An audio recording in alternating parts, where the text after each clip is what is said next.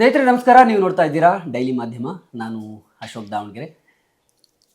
ನಾವು ಒಂದು ಸಿರೀಸನ್ನು ಶುರು ಮಾಡಿದ್ವಿ, ಅಪ್ಪು ಅವರ ಹುಟ್ಟುಹಬ್ಬ. ನಮಗೆ ಪ್ರತಿ ವರ್ಷ ಮಾರ್ಚ್ 17ನೇ ತಾರೀಕು ಬಂದಾಗ ಅಪ್ಪು ಅವರ ಹುಟ್ಟುಹಬ್ಬ ಅಂದಾಗ ಎಲ್ರಿಗೂ ಕೂಡ ಒಂದು ರೀತಿ ಮನಸ್ಸಿನಲ್ಲೇ ಒಂದೇನೋ ಭಾವನೆ, ಒಂದು ಸಂತೋಷ ಎಲ್ಲವೂ ಆಗುತ್ತೆ. ಅಪ್ಪು ಅವರಿದ್ದಾಗ ಎಲ್ಲರೂ ಕೂಡ ಅವರ ಮನೆಗೆ ಹೋಗ್ತಿದ್ರು, ಅವರು ಎಲ್ಲಿ ಸಿಗ್ತಾರೆ ಅಲ್ಲೆಲ್ಲ ಕೂಡ ಅವ್ರನ್ನ ಮಾತನಾಡಿಸ್ತಿದ್ರು, ಅಭಿನಂದಿಸ್ತಿದ್ರು. ಎಲ್ಲ ರೀತಿಯ ಒಂದು ರೀತಿ ಸೆಲೆಬ್ರೇಷನ್ ಆಗ್ತಿತ್ತು. ಆದರೆ ಅಪ್ಪು ಅವರು ನಮ್ಮನ್ನು ಅಚಾನಕ್ಕಾಗಿ ಅಗಲಿದ್ರು. ಅವರು ಇಲ್ಲದೆ ಆಚರಿಸ್ತಾ ಇರುವಂತಹ 4ನೇ ಹುಟ್ಟುಹಬ್ಬ. ಅಪ್ಪು ಅಂದರೆ ನಮಗೊಂದು ರೀತಿ ಏನು ಹೇಳ್ತೀವಿ, ಬರೀ ವ್ಯಕ್ತಿ ಅಲ್ಲ. ನಾನು ಪ್ರತಿ ಬಾರಿ ಅದನ್ನು ಹೇಳ್ತಾ ಇದ್ದೀನಿ, ಪ್ರತಿ ಇಂಟರ್ವ್ಯೂನಲ್ಲೂ ಕೂಡ ಅದನ್ನು ಹೇಳ್ತಾ ಇದ್ದೀನಿ. ಅಪ್ಪು ಅಂದರೆ ವ್ಯಕ್ತಿ ಅಲ್ಲ, ಅದೊಂದು ಶಕ್ತಿ. ಅವರು ಬದುಕಿದ್ದಾಗ ಅವ್ರನ್ನ ಎಷ್ಟು ಜನ ಅಗಾಧವಾಗಿ ಪ್ರೀತಿಸ್ತಾ ಇದ್ರು, ಅವರು ಹೋದ ನಂತರ ಅವರನ್ನು ಪ್ರೀತಿಸೋರ ಸಂಖ್ಯೆ 10 ಅಲ್ಲ, 20 ಅಲ್ಲ, 100 ಅಲ್ಲ, 1000 ಪಟ್ಟು. ಅಪ್ಪು ಅವ್ರನ್ನ ಈಗ ಅವರಿದ್ದಾಗ ಅವ್ರು ಎದುರಿಗೆ ಬಂದಾಗ ನೋಡ್ತಿದ್ವಿ. ಈಗ ನಾವು ಎಲ್ಲೆಲ್ಲಿ ಹೋಗ್ತೀವಿ ಎಲ್ಲ ಕಡೆಗಳಲ್ಲೂ ಕೂಡ ಅಪ್ಪು ಅವ್ರನ್ನ ನೋಡೋದಕ್ಕೆ ಸಾಧ್ಯ ಆಗಿದೆ. ಅಪ್ಪು ಅವರು ಅಷ್ಟರ ಮಟ್ಟಿಗೆ ಆವರಿಸ್ಕೊಂಡಿದ್ದಾರೆ. ಅವರ ವ್ಯಕ್ತಿತ್ವ, ಅವರ ನಡೆ ನುಡಿ ಮತ್ತು ಅವರು ಮಾಡಿದಂತಹ ಸೇವೆಗಳು.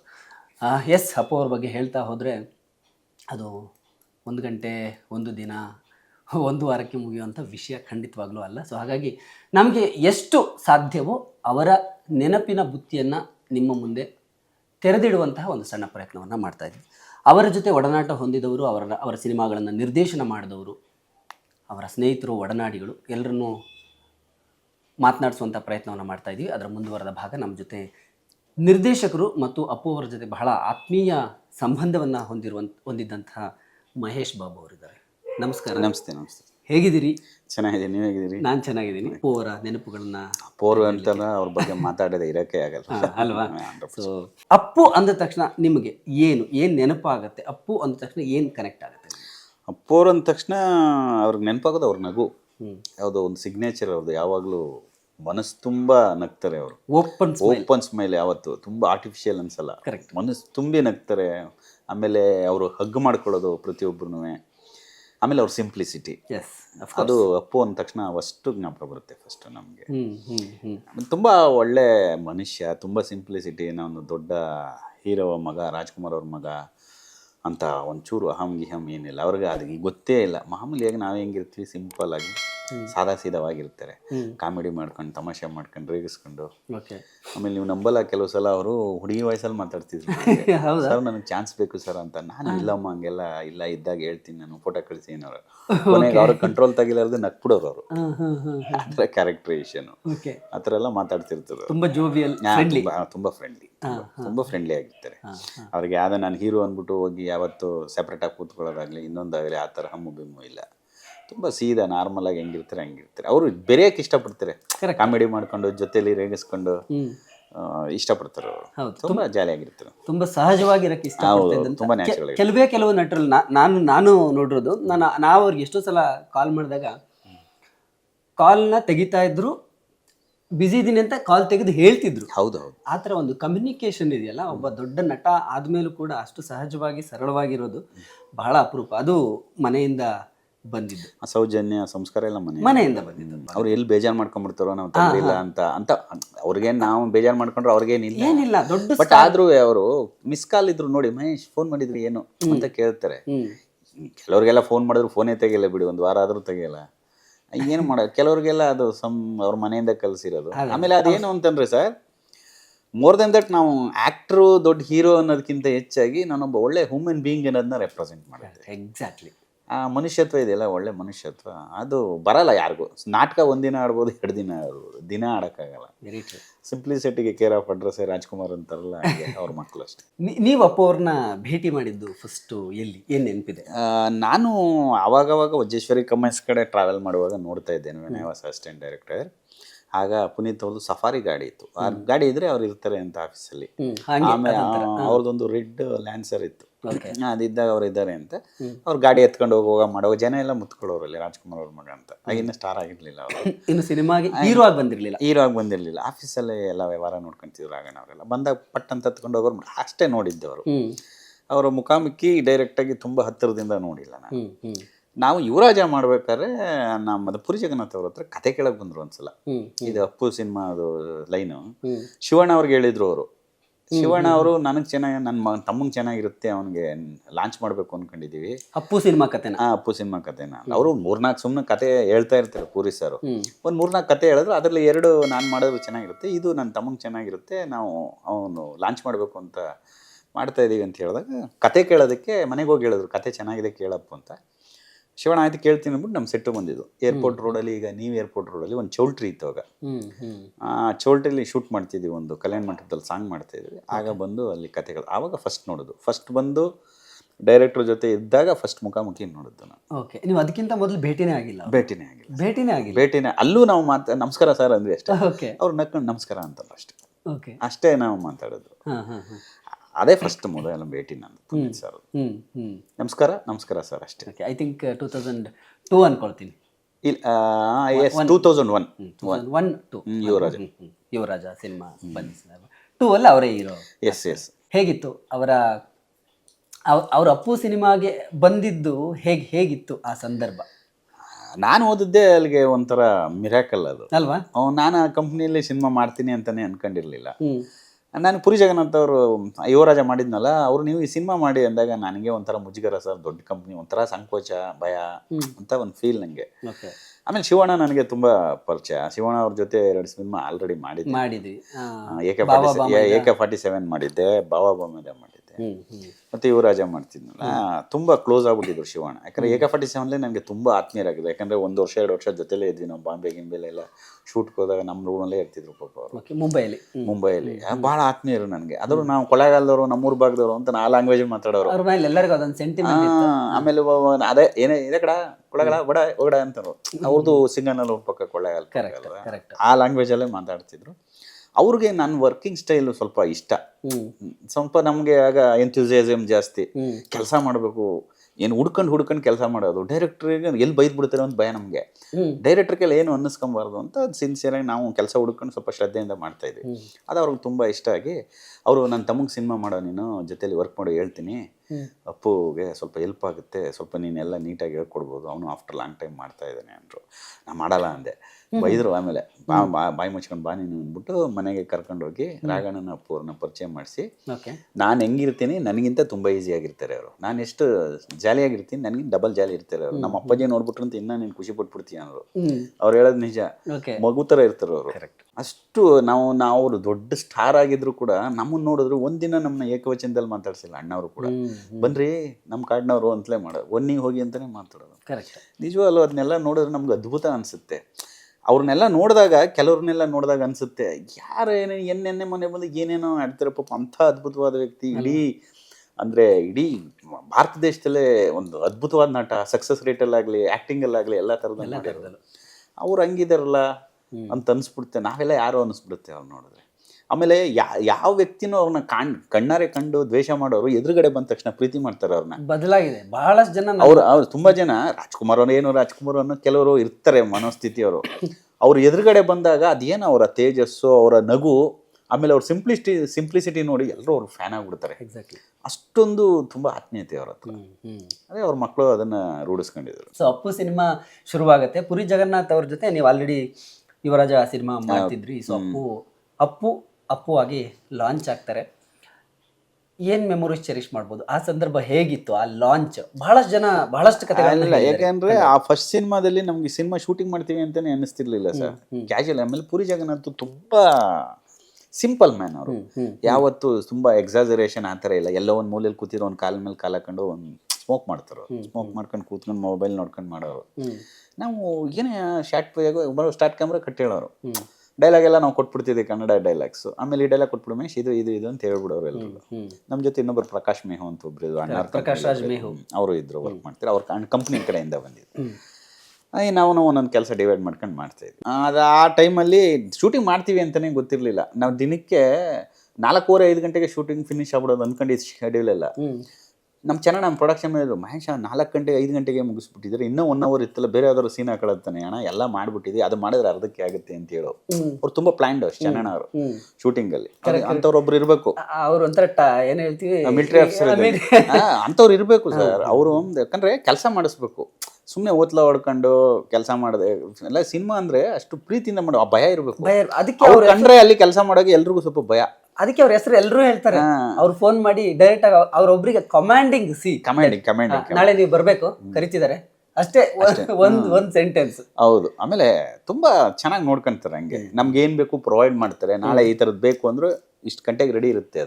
ಅದ್ ಬರಲ್ಲ ಇದಿಲ್ಲ ಅಂತ ಹೇಳಿಲ್ಲ, ಸಖತ್ ಚೆನ್ನಾಗಿ ಪ್ರೊವೈಡ್ ಮಾಡ್ಕೊಂತಾರೆ. ಆಮೇಲೆ ನಾವು ಎಡಿಟಿಂಗ್ ಮಾಡ್ಬೇಕು, ಯಾವ್ದಕ್ ಮಾಡ್ಬೇಕಾದ್ರು ಆಮೇಲೆ ಕೆಲಸ ಫಾಸ್ಟ್ ಮಾಡ್ತಾರೆ, ಯಾವ್ದು ಸ್ಲೋ ಮಾಡ್ಸಲ್ಲ. ಆ ಥರ ಇರ್ಬೇಕಾದ್ರೆ ನಮಗೆ ಪುರಿ ಜಗನ್ನಾಥ್ ಆರಾಮಾಗಿ ಶಾರ್ಟ್ ತೆಗಿಯೋರು, 5:15 ಪ್ಯಾಕಪ್ ಮಾಡೋ ಹೋಗು ಬರೋ ಮಾಮೂಲಿ. ಆಮೇಲೆ ತುಂಬಾ ವೇಸ್ಟೇಜಸ್ ಆ ಥರದ್ದೇನು ತೆಗಿಯಲ್ಲ ಅವರು. ಒಂದು ಶಾರ್ಟ್ನ ಸ್ಟಡಿ ಕ್ಯಾಮಲ್ಲೇ ತೆಗೆದ್ಬಿಟ್ಟು ಓಪನಿಂಗ್ ನೋಡ್ಬೇಕು, ಮನೆಯಲ್ಲಿ ದೋಸೆ ತಿನ್ನ ಶಾರ್ಟ್ ಇದೆ ಸುಮಿತ್ರಾ ಅವ್ರ ಅಡುಗೆ ಮಾಡುವಾಗ 6 ಶಾರ್ಟ್ ತೆಗ್ದಿರೋದನ್ನ ಒಂದು ಸೀನ್ ಫಿನಿಶ್. ಅಪ್ಪ ಪೂಜೆ ಮಾಡ್ತಿರ್ತಾರೆ ನೋಡ ಅಂದ್ರೆ ಅವ್ರು ತುಂಬಾ 28 ಆ್ಯಂಗಲ್ ತೆಗಿಯಲ್ಲ. ಅವ್ರಿಗೆ ನಾನು ಏನ್ ತೆಗಿತೀನಿ ಅನ್ನೋ ಕ್ಲಾರಿಟಿ ಇದೆ, ಎಡಿಟಿಂಗ್ ಸೆನ್ಸು. ನಿಮ್ದು ಈ ಕ್ಲೋಸ್ ಅಪ್ ಈ ಡೈಲಾಗ್ ಆದ್ಮೇಲೆ ಈ ರಿಯಾಕ್ಷನ್ ಆಗ್ತೀನಿ, ಇದಾದ್ಮೇಲೆ ಅವ್ರ ಡೈಲಾಗ್ ಈ ರಿಯಾಕ್ಷನ್ ಆಗ್ತೀನಿ ಅಂದಾಗ ನೀವು ಬರ್ಲಿಲ್ಲ ಅಂದ್ರೆ ಅವ್ರ ರಿಯಾಕ್ಷನ್ಗಳೆಲ್ಲ ಫಸ್ಟ್ ತಗೊಂಡ್ಬಿಡೋರು. ಅಂದ್ರೆ ಎಡಿಟಿಂಗ್ ಪ್ಯಾಟರ್ನ್ ಮೈಂಡ್ ಅಲ್ಲಿ ಇದ್ಬೇಕಾರೆ ಇಷ್ಟೇ ಅಂತ ಗೊತ್ತು ನಮ್ಗೆ. ಆಮೇಲೆ ವೇಸ್ಟೇಜಸ್ ತೆಗಿಯಕ್ಕಾಗಲ್ಲ. ನನಗೆ ಕನ್ಫ್ಯೂಷನ್, ನನಗೆ ಡೌಟ್ ಇದ್ದಾಗ 28 ಆ್ಯಂಗಲ್ ತೆಗಿತೀನಿ ನಾನು. ಅಕಸ್ಮಾತ್ ಮಿಸ್ ಆಗ್ಬಿಟ್ರೆ ಅಂತ ತೆಗಿತೀವಿ. ನಾವೆಲ್ಲ ಅವರಿಂದಾನೇ ಕಲ್ತಿದ್ದದೆಲ್ಲ ನಮ್ಗೆ ಇನ್ಸ್ಪಿರೇಷನ್ ಅವರು. 53 ದಿನದಲ್ಲಿ ಶೂಟಿಂಗ್ ಮಾಡಿದೀವಿ, ಫುಲ್ ಪಿಕ್ಚರ್ ಒಂದು ನೋಡಿಲ್ಲ ಕಡೆ. ಡೈಲಾಗು ಅಷ್ಟೇ ತುಂಬಾ ಲ್ಯಾಗ್ ಇಲ್ಲ, ಎಷ್ಟು ಬೇಕು ಅಲ್ಲಲ್ಲೇ ಹೊಡೆದಾಕ್ಬಿಡೋರು. ಎಷ್ಟು ಬೇಕು ಇಷ್ಟೇ ಸಾಕು ಮಹೇಶ್, ಇಷ್ಟೇ ಎರಡು ಡೈಲಾಗ್ ಅಂತ. ನಾವು ಡೈಲಾಗ್ ಕನ್ನಡದಲ್ಲಿ ಹೇಳಿದ್ರೆ ಇದೇ ಸಾಕು ಅಂತ ತೆಲುಗಲ್ಲಿ ಎಕ್ಸ್ಪ್ಲೈನ್ ಮಾಡೋರು, ಅಲ್ಲೆಲ್ಲ ಬರ್ಕೊಂಬಿಟ್ಟು ಇದು ಮಾಡ್ಬಿಡೋರು. ಭಾಳ ಈಸಿಯಾಗಿ ಮಾಡಿದ್ವಿ, ನಮ್ಗೇನು ಅನ್ಸ್ಲಿಲ್ಲ. ರಕ್ಷಿತಾ ಅವರು ಹೊಸಬ್ರು, ಅಪ್ಪು ಅವರು ಹೊಸಬ್ರು ಆ ಟೈಮಲ್ಲಿ. ಆಮೇಲೆ ಫ್ರೆಂಡ್ಸ್ ಕ್ಯಾರೆಕ್ಟರ್ ವಿನಾಯಕ್ ಜೋಶಿ, ವಿನಾಯಕ್ ಕೃಷ್ಣ ಅವ್ರ ಮಗ, ತುಂಬಾ ಜನ ಇದ್ರು, ಕೃಷ್ಣ ಅವ್ರ ಮಗ ಎಲ್ಲ ಇದ್ರು. ಆಮೇಲೆ ಅವಿನಾಶ್ ಸರ್ ಮುಂಚೆಯಿಂದನೂ ಗೊತ್ತು ನಮ್ಗೆ, ಸತ್ಯಜಿತ್ ಆಕ್ಟ್ ಮಾಡಿದ್ರು, ಶ್ರೀನಿವಾಸ್ ಮೂರ್ತಿ ಸರ್ ಗೊತ್ತಿತ್ತು, ಸುಮಿತ್ರಾ ಮೇಡಮ್ ಇಷ್ಟೇ ಮೇನ್ ಕ್ಯಾರೆಕ್ಟರ್. ಒಂದು ಸಿಸ್ಟರ್ ಕ್ಯಾರೆಕ್ಟರ್ ಒಂದು ಮಾಡಿದ್ರು, ಒಬ್ರು ಕೀರ್ತಿ ಅಂತ ಡಬ್ಬಿಂಗ್ ಮಾಡ್ತಿದ್ರು ಅವರು, ಸೀರಿಯಲ್ ಆಕ್ಟ್ರೆಸ್ ಕೂಡ. ಎಸ್ ಕೀರ್ತಿ ಅಂತ ಅವ್ರು ಮಾಡಿದ್ರು. ಚೆನ್ನಾಗಿತ್ತು ಸರ್, ಖುಷಿಯಾಗಿತ್ತು. ನಮ್ಮೊಂಥರ ಜಾಲಿಯಾಗಿ ಮಾಡ್ಕೊಂಡೋದು, ಟೆನ್ಷನ್ ಇಲ್ಲ ಏನು, ಅಯ್ಯೋ ಭಯ ಪಡೋ ಅಂಥದ್ದು ಟೆನ್ಷನ್ ಏನಿಲ್ಲ. ಅವತ್ತಿನ ಸೀನ್ ಏನಿತ್ತು ಕರೆಕ್ಟಾಗಿ ಎಲ್ಲ ಮಾಡು ಹೋಗೊಬ್ಬರು. ನಮ್ಗೆ ಶೂಟಿಂಗ್ ಮಾಡಿದ್ದೀವಿ ಅಂತಲೇ ಅನ್ನಿಸ್ಕೊಂಡು ಮುಗ್ದೋಯ್ತು, ಎಷ್ಟು ಬೇಗ ಮುಗ್ದೋಯ್ತು ಅಂತಲೇ ಗೊತ್ತಾಗಿಲ್ಲ ನಮಗೆ. ಅಷ್ಟು ಈಸಿಯಾಗಿ ಮಾಡ್ತಿದ್ವಿ. ಪುನೀತ್ ಅವರು ಸ್ವಲ್ಪ ಆಫ್ಟರ್ ಲಾಂಗ್ ಟೈಮ್ ಅಲ್ವಾ ಹೀರೋ ಆಗಿ ಮಾಡಿದ್ದವರು, ಆಕ್ಟಿಂಗ್ ಮಾಡಿರ್ಲಿಲ್ಲ ಅವರು. ಅದ್ ಮಾಡಿದ್ಮೇಲೆ ಮಾಡಿರ್ಲಿಲ್ಲ. 12 ಇಯರ್ಸ್ ಆದ್ಮೇಲೆ ಅವರು ಒಂದೇ ದಿನ ಪಿಕಪ್, 2 ಡೇಸ್ಗೆ ಪಿಕಪ್ ಆಗ್ಬಿಟ್ರು ಅವರು. 2 ಡೇಸಲ್ಲಿ ಬೇಸಿಕ್ ಎಲ್ಲ ನೋಡ್ಕೊಂಬಿಟ್ರು, ಪಟ್ ಅಂತ 2 ದಿನಕ್ಕೆ ರೆಡಿ ಆಗ್ಬಿಟ್ರು.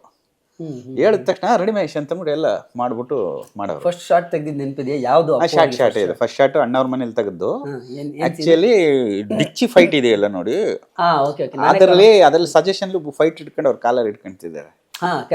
ನೀನ್ ಹಿಡ್ಕೊಂಡಿರೋದು 440 ಇದು ವೋಲ್ಟ್ಸ್ ನ ಅಪ್ಪು, ಯಾರೋ ಅಪ್ಪು, ನಾನೇ ಕಾಣೋ ಅಪ್ಪು ಅಂತ ಹೇಳ್ತಲ್ಲ, ಆ ಡೈಲಾಗ್ ಫಸ್ಟ್ ಶಾರ್ಟ್ ತೆಗೆದ್ವಿ. ನಾನು ಅದೇ ಡೈಲಾಗ್ ಹೇಳ್ತಿದ್ದೆ ಈಗ, ಯಾರೋ ಅಪ್ಪು ಅಂದಾಗ ನಾನೇ ಕಾಣೋ ಅಪ್ಪು ಅಂತ. ಆ ಡೈಲಾಗ್ ಯಾವಾಗ ತೆಗ್ದಿದ್ದು? ನೀನ್ ಹಿಡ್ಕೊಂಡಿರೋದು ನಾನು ಕಾಲರ್ನಲ್ಲ 440 ವೋಲ್ಟ್ಸ್ ನ ಅಂತ ಹೇಳ್ತಾರೆ, ಆ ಡೈಲಾಗ್ ಹೇಳ್ತಾರೆ. ಅದನ್ನ ಫಸ್ಟ್ ಶಾರ್ಟ್ ತೆಗೆದ್ವಿ, ಪೂಜೆ ಮುಹೂರ್ತ ಶಾರ್ಟ್. ಸೇಮ್ ಅದೇ ಕಲರ್ ಡ್ರೆಸ್, ಅದೇ ಶೂಟಿಂಗ್ ಅಲ್ಲಿ ಏನ್ ಯೂಸ್ ಮಾಡಿದ್ವಿ ಸೇಮ್ ಶರ್ಟ್ ನ ಯೂಸ್ ಮಾಡಿ ತೆಗೆದಿದ್ವಿ. ಅದೇ ಶರ್ಟ್ ನ ಸೀನ್ಗೆ ಹಾಕಿದ್ವಿ, ಬೇರೆದೆಲ್ಲ ಹಾಕಿಲ್ಲ, ಅದೇ ಶಾರ್ಟ್ ನ ಯೂಸ್ ಮಾಡಿದ್ವಿ ಟೈಟ್ ಕ್ಲೋಸ್ ಅಲ್ಲಿ.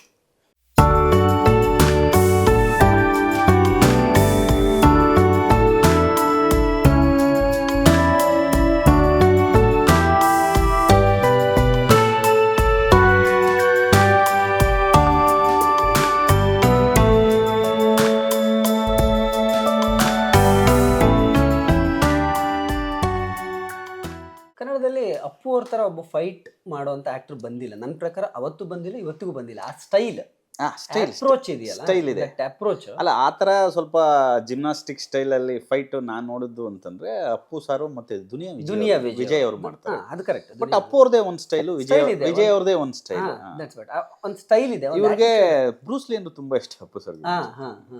ಬ್ರೂಸ್ಲಿ ಇಷ್ಟ ಮುಂಚೆಯಿಂದ ನೋಡ್ರಿ, ಚಿಕ್ಕ ವಯಸ್ಸಿನಿಂದ ಇಷ್ಟ ಅಂತ ಹೇಳ್ತಿದ್ರು ಸಿನಿಮಾಗಳೆಲ್ಲ ನೋಡ್ತಿದ್ರು. ಈ ಆ್ಯಕ್ಷನ್ ಸೀಕ್ವೆನ್ಸ್ಗಳೆಲ್ಲ ಹೇಗಿತ್ತು ಶೂಟಲ್ಲಿ? ಅಂದರೆ ಅಲ್ಲಿ ಒಪಿನಿಯನ್ಸ್ ಹೇಗೆ ಬರ್ತಿತ್ತು? ಅಪ್ಪು ಅವರು ಫಸ್ಟ್ ಟೈಮ್ ಆ ಒಂದು ಪ್ಯಾಟರ್ನ್ ತುಂಬ ರಿಸ್ಕ್ಗಳನ್ನ ತೊಗೊಂಡು ಮಾಡ್ತಾ ಇದ್ರು ಅಂತ ನಾನು ಕೇಳಿ. ಫಸ್ಟ್ ಸಿನಿಮಾದಲ್ಲೇ ಕೆಲಸ ಮಾಡುವಾಗ ರಾಮ್ ಶೆಟ್ಟಿ ಅವರಿದ್ದರು, ಅವರು ತೆಲುಗು ಅವ್ರಿಗೇನೋ ಫೋನ್ ಮಾಡಿ ಹೇಳ್ತಾರಂತೆ, ಅಂದರೆ ನೋಡಿ ಒಬ್ಬ ರಾಜ್ಕುಮಾರ್ ಮಗ ಅಂತ ಎಲ್ಲೂ ತೋರಿಸ್ಕೊಳ್ದೆ ಎಷ್ಟು ಕಷ್ಟಪಟ್ಟು ಮಾಡ್ತಾರೆ, ಡ್ಯೂಪ್ ಇಲ್ಲದೆ ಎಲ್ಲ ಫೈಟ್ ಮಾಡ್ತಾರೆ ಅನ್ನೋದನ್ನೆಲ್ಲ ಹೇಳಿದ್ರು. ಅವರೆಲ್ಲ ನಾನೇ ಮಾಡ್ತೀನಿ ಅನ್ನೋರು, ಏನಾದ್ರು ಮಾಡಬೇಕು ಆಸೆ ಅವ್ರಿಗೆ, ನಾನೇ ಮಾಡಬೇಕು, ಅದು ಇಂಟ್ರೆಸ್ಟ್ ಜಾಸ್ತಿ ಅವರು. ಅದಕ್ಕೆ ಅಷ್ಟು ಚೆನ್ನಾಗಿ ಅದ್ಭುತವಾಗಿ ಬಂದಿರೋದು ಫೈಟ್ಗಳು. ರಿಸ್ಕ್ಗಳು ಯಾವುದೂ ಇರಲಿಲ್ಲ ಆ ಥರದ್ದು? ರಿಸ್ಕ್ ಏನಿಲ್ಲ, ಮಾಮೂಲಿ ಜಂಪ್ ಮಾಡೋದು, ಆಮೇಲೆ ಬ್ಯಾಕ್ ಕಿಕ್ ಕುಡಿಯೋದು, ಸಮ್ಮರ್ಸಾಲ್ಟ್, ಏರ್ ಲಿಫ್ಟ್ ಎಲ್ಲ ಮಾಡೋರು.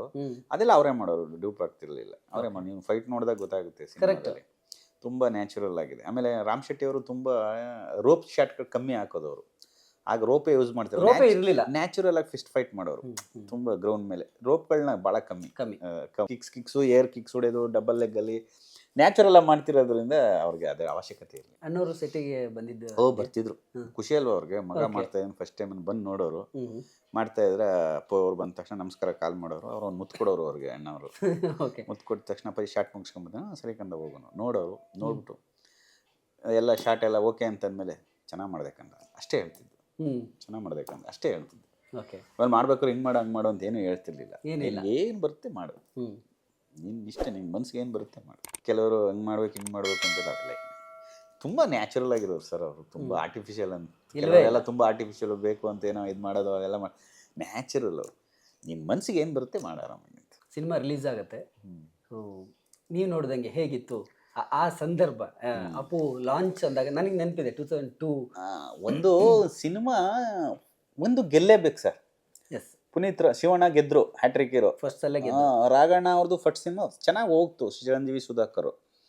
ಅದಾದ್ಮೇಲೆ second cinema super duper biggest blockbuster ಅದು. ಅವರಿಬ್ರು ಸ್ಟಾರ್ಗಳಾಗಿದ್ರು. ಇವ್ರು ಕಂಪಲ್ಸರಿ ಗೆಲ್ಲೇಬೇಕು.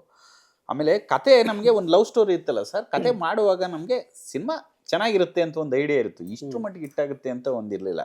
ಶೂಟಿಂಗ್ ಮಾಡ್ತಾ ಮಾಡ್ತಾ ಮಾಡ್ತಾ ಮಾಡ್ತಾ ಡೈಲಾಗ್ಗಳು ನಮಗೆ ತುಂಬ ಹಾಂಟ್ ಮಾಡೋಕ್ಕೆ ಶುರುವಾಯ್ತು ಸರ್. ಎಲ್ಲ ಪಂಚಿಂಗ್ ಡೈಲಾಗ್ಸ್ಗಳು. ಏನು ಕಮಿಷನರ್ ಮಗಳಿಗೆ ಹುಡುಗಿ ಬೇಡವಾ, ಮದುವೆನೇ ಆಗಬಾರ್ದು ಅವಳು ಅನ್ನೋದು. ಆಮೇಲೆ ಅವಿನಾಶ್ ಅವರು ಬೈಯೋದು, ಒಳಗಡೆಯಿಂದ ನೀನು ನೋಡಕಂಡ ಹೊರಗಡೆಯಿಂದ ಬಿನ್ಲಾಡನ್ ಅಂತ ಹೇಳೋದು, ಅವ್ರು ಉರ್ಸೋದು. ಆಮೇಲೆ ಭಾಳ ಆ ಥರದ್ದು ಡೈಲಾಗ್ಸ್ಗಳೆಲ್ಲ ತುಂಬ ಚೆನ್ನಾಗಿತ್ತು. ಆಮೇಲೆ ಕ್ಲಾಸ್ ರೂಮಲ್ಲಿ ಕೂತಿದ್ರು ಹುಡುಗಿ ಲೆಟ್ರ್ ಬರ್ದು ಕಳಿಸೋದು, ನೀನು ನನ್ನ ಕಡೆ ನೋಡ್ತಾ ಇಲ್ಲ ಅಂತ ಅವ್ರು ಓದ್ಬೇಕಾರೆ. ಅವ್ರು ಪಾಠ ಮಾಡ್ತಾ ಇರ್ಬೇಕಾದ್ರೆ ಅವ್ರು ಎದ್ಬಿಟ್ಟು ನಿನ್ನ ಕಡೆ ನೋಡ್ಲಿಲ್ಲ ಅಂತಂದ್ರೆ ನಿನ್ನ ಲವ್ ಇಲ್ಲ ಅಂತ ಅರ್ಥನ ಅಂದ್ರು. ಅವೆಲ್ಲ ಹೊಸ್ತಾಗಿತ್ತು. ಅದಕ್ಕೆ ನಾನು ಹೇಳಿದ್ದು, ನೀವು ನ್ಯೂ ಟೈಪ್ ಆಫ್ ಒಂದು ಟೇಕಿಂಗ್ಸು ಡೈಲಾಗ್ಸ್ ಎಲ್ಲ ಪೂರಿ ಜಗನ್ನಾಥ್ ಅವರು ತುಂಬ ಬರವಣಿಗೆ ಇದ್ದಾರೆ ಸರ್. ಬುಕ್ಸ್ಗಳು ತುಂಬ ಓದ್ತಾರೆ. ಆಮೇಲೆ ಅವರು ಫಸ್ಟ್ ಡೈರೆಕ್ಟರ್ ಆಗೋದಕ್ಕೂ ಮುಂಚೆ ಸೀರಿಯಲ್ ಮಾಡ್ತಿದ್ರಂತೆ. ಆ ಸೀರಿಯಲ್ ಮಾಡುವಾಗ ಆ ಸೀರಿಯಲ್ಗಳಲ್ಲಿ ಅವ್ರಿಗೆ ಡೈಲಾಗ್ ತುಂಬಾ ಕಷ್ಟಪಟ್ಟೆಲ್ಲ ಬಡದು ಸೀರಿಯಲ್ ಮಾಡುವಂತ. ಅವಾಗ ಜನ ಇಷ್ಟಪಡ್ಲಿಲ್ಲ ಅಂತೆ ಕೆಲವು ಡೈಲಾಗ್ಗಳನ್ನೆಲ್ಲ. ಅದನ್ನೆಲ್ಲ ನಾನು ಸಿನಿಮಾದಲ್ಲಿ ಮಾಡಿದೆ ಮಹೇಶ್, ಸಿನಿಮಾ ಜನ ಇಷ್ಟಪಟ್ರು ಅದನ್ನ ಅಂತ ಹೇಳ್ತಾರೆ. ತುಂಬಾ ಬುಕ್ಸ್ ಓದ್ತಾರೆ, ನ್ಯೂಸ್ ಪೇಪರ್ಗಳು ಓದ್ತಾರೆ. ಬೆಳಗ್ಗೆ ತೆಲುಗು ಪೇಪರ್ ಬಂದ್ರು ಒಂದ್ ಅಕ್ಷರನೂ ಬಿಡಲ್ಲ, ಸಾಯಂಕಾಲದವರೆಗೂ ಓದ್ತಾನೆ ಇರ್ತಾರೆ. ಫ್ರೀ ಇದ್ರು ತಗೊಂಡು ಓದ್ತಾ ಇರ್ತಾರೆ. ಬಹಳ ಅದಕ್ಕೆ ಅವ್ರಿಗೆ ಅಷ್ಟೊಂದು ನಾಲೆಡ್ಜ್ ರೈಟಿಂಗ್ ಅಲ್ಲಿ. ಅಂದ್ರೆ ಒಬ್ಬ ಡೈರೆಕ್ಟರ್ ಅಥವಾ ರೈಟರ್ಗೆ ಅದು ಬೇಕಾಗುತ್ತೆ. ಆಮೇಲೆ ಕೆಲವರು ಅವ್ರದ್ದೊಂದು ಪೂರಿ ಇದು ಟಾಕ್ ಅಂತ ಒಂದು ಬರುತ್ತೆ. ಅವ್ರು ತೆಲುಗಲ್ಲಿ ಒಂದಷ್ಟು ವಿಷಯಗಳನ್ನ ಹೇಳ್ತಾರೆ. ಒಂದು ಧರ್ಮದ ಬಗ್ಗೆ ಆಗಿರ್ಬೋದು, ಇನ್ನೊಂದ್ರ ಬಗ್ಗೆ ಆಗಿರ್ಬೋದು, ನಮ್ಮ ಲೇಸಿನೆಸ್ ಬಗ್ಗೆ, ಸಕ್ಸಸ್ಗಳ ಬಗ್ಗೆ, ಫ್ಲಾಪ್ಸ್ ಬಗ್ಗೆ ಹೇಳ್ಬೇಕಾದ್ರೆ ಒಂದಷ್ಟು ಕೋಟ್ಗಳು ಮಾಡ್ತಾರೆ. ಅದನ್ನೆಲ್ಲ ನೋಡಿದಾಗ ನಾವು ಅನಲೈಸ್ ಮಾಡಿದಾಗ ಸತ್ಯ ಅನ್ಸುತ್ತೆ. ಅವರು ತುಂಬ ಬ್ರಿಲಿಯಂಟ್ ಡೈರೆಕ್ಟರ್. ಆಮೇಲೆ ಡೈರೆಕ್ಟರ್ ಸಕ್ಸಸ್ ಫ್ಲಾಪ್ ಇದ್ದೇ ಇರುತ್ತೆ ಸರ್. ಕರೆಕ್ಟ್. ಬಟ್ ಹಂಗಂದ ತಕ್ಷಣ ಡೈರೆಕ್ಟರ್ನ ನಾವು ಇದು ಮಾಡೋಕ್ಕಾಗಲ್ಲ. ಈಗ ಅವ್ರು ಫ್ಲಾಪ್ ಇರ್ಬೋದು, but it's a very good director sir. ಗೀಕಿಂಗ್ಸ್ ಯಾವುದೋ ತಲೆ ಕೆಡಿಸ್ಕೊಳ್ಳಲ್ಲ, ಸಿಂಪಲ್ ಆಗಿ ಮಾಡ್ತಾರೆ. ನಿಮ್ಗೆ ಯಾಕೆ ಹೇಳ್ತೀರಾ, ರಾಜಮೌಳಿ ಅವರು ಹೇಳಿದ್ರು, ನನ್ನ ವೈಫ್ ಹೇಳ್ತಾರೆ, ನೀನು 60 ದಿನದಲ್ಲಿ ಶೂಟಿಂಗ್ ಮಾಡಿ ಪುರಿ ಜಗನ್ನಾಥ್ ಅವರು ನಿನ್ನಷ್ಟೇ ಬ್ಲಾಕ್ ಬಸ್ಟರ್ ಸಿನಿಮಾ ಮಾಡ್ತಾರೆ, ನೀನು 4 ವರ್ಷ 5 ವರ್ಷ ಮಾಡ್ತೀಯ, ಅವ್ರ ಹತ್ರ ಅಸ್ಟೆಂಟಾಗಿ ಸೇರ್ಕೊ ಅಂತಂದ್ರು. ನಾನು ಅಂತ ದೊಡ್ಡ ಡೈರೆಕ್ಟರ್ ಅವ್ರ ಬಗ್ಗೆ ಹಂಗೆ ಮಾತಾಡ್ತಾರೆ ಅಂತಲ್ಲ. ಆ ಡೈರೆಕ್ಟರ್ ಕ್ಯಾಲಿಬರ್ ನಾವು ಮೆಚ್ಚಲೇಬೇಕು. ಅವ್ರು ಪ್ರತಿಯೊಂದು ಸಿನಿಮಾ ನನಗೆ ಗೊತ್ತಿರಂಗೆ ಸರ್ 100 days ಒಳಗಡೆ ಮಾಡಿರ್ತಾರೆ, ಅದ್ರ ಮೇಲೆ ಮಾಡೋದೇ ಇಲ್ಲ. ಈಗೀಗ ಸ್ವಲ್ಪ ಜಾಸ್ತಿ ಆಗಿರ್ಬೋದೇನೋ. ಯುವರಾಜನು ರೀಮೇಕ್ ಸಿನಿಮಾ ಅದು ಹೆಚ್ಚು ಕಮ್ಮಿ ಆಲ್ಮೋಸ್ಟ್ ಆಲ್ 150 to 60 days ಒಳಗೆ ಮಾಡಿದ್ದು. ಅಪ್ಪು ಸ್ಟ್ರೈಟ್ ಸಿನಿಮಾ 53 days ಅಲ್ಲಿ ಮುಗಿಸ್ತಿದ್ರು. ಅಪ್ಪು ಸ್ಟ್ರೈಟ್ ಆಮೇಲೆ ಅದನ್ನ ತೆಲುಗುಗೆ ಮಾಡಿದ್ರು. ತೆಲುಗು ಅವರೇ ಮಾಡ್ತಾರೆ, ಅವರೇ ಪ್ರೊಡಕ್ಷನ್. ಇಡಿಯಟ್ ಅಂತ ಅವರೇ ಪ್ರೊಡಕ್ಷನ್, ಡೈರೆಕ್ಷನ್ ಅವರೇ ಅಲ್ವಾ? ಅವರೇ ಡೈರೆಕ್ಷನ್, ಅವರೇ ಪ್ರೊಡ್ಯೂಸರ್. ಬಟ್ ಅದರಲ್ಲಿ ಮೇನ್ ಕೀ ಅಥವಾ the show highlight of the show ಅಂತ ಹೇಳಿದ್ರೆ ಡೈಲಾಗ್ಸ್. ಹೌದು, ಡೈಲಾಗ್ಸ್. ಅಪ್ಪು ಅವ್ರದ್ದು dialogues simple dialogues, punching dialogues ಎಲ್ಲ. ಸುಚಿ ಅಂತ ಹೇಳೋದು. ಆ ಮೇಲ್ಗಡೆ ಒಂದು ಜಂಪ್ ಮಾಡೋ ಸೀನ್ ಇದೆಲ್ಲ ಎಲ್ಲಿ ಶೂಟ್ ಮಾಡಿದ್ದು? MS ರಾಮಯ್ಯ ಕಾಲೇಜಲ್ಲಿ. ಅದೇ ಹೇಳ್ತಾರೆ, ನೀನ್ ಅನ್ಕೊಂಡ್ರೆ ಇಷ್ಟ ಇಲ್ಲ, ಮೇಲಿನ ಕೆಳಗಡೆ ಬಿದ್ದುಬಿಡು ಅಂತ.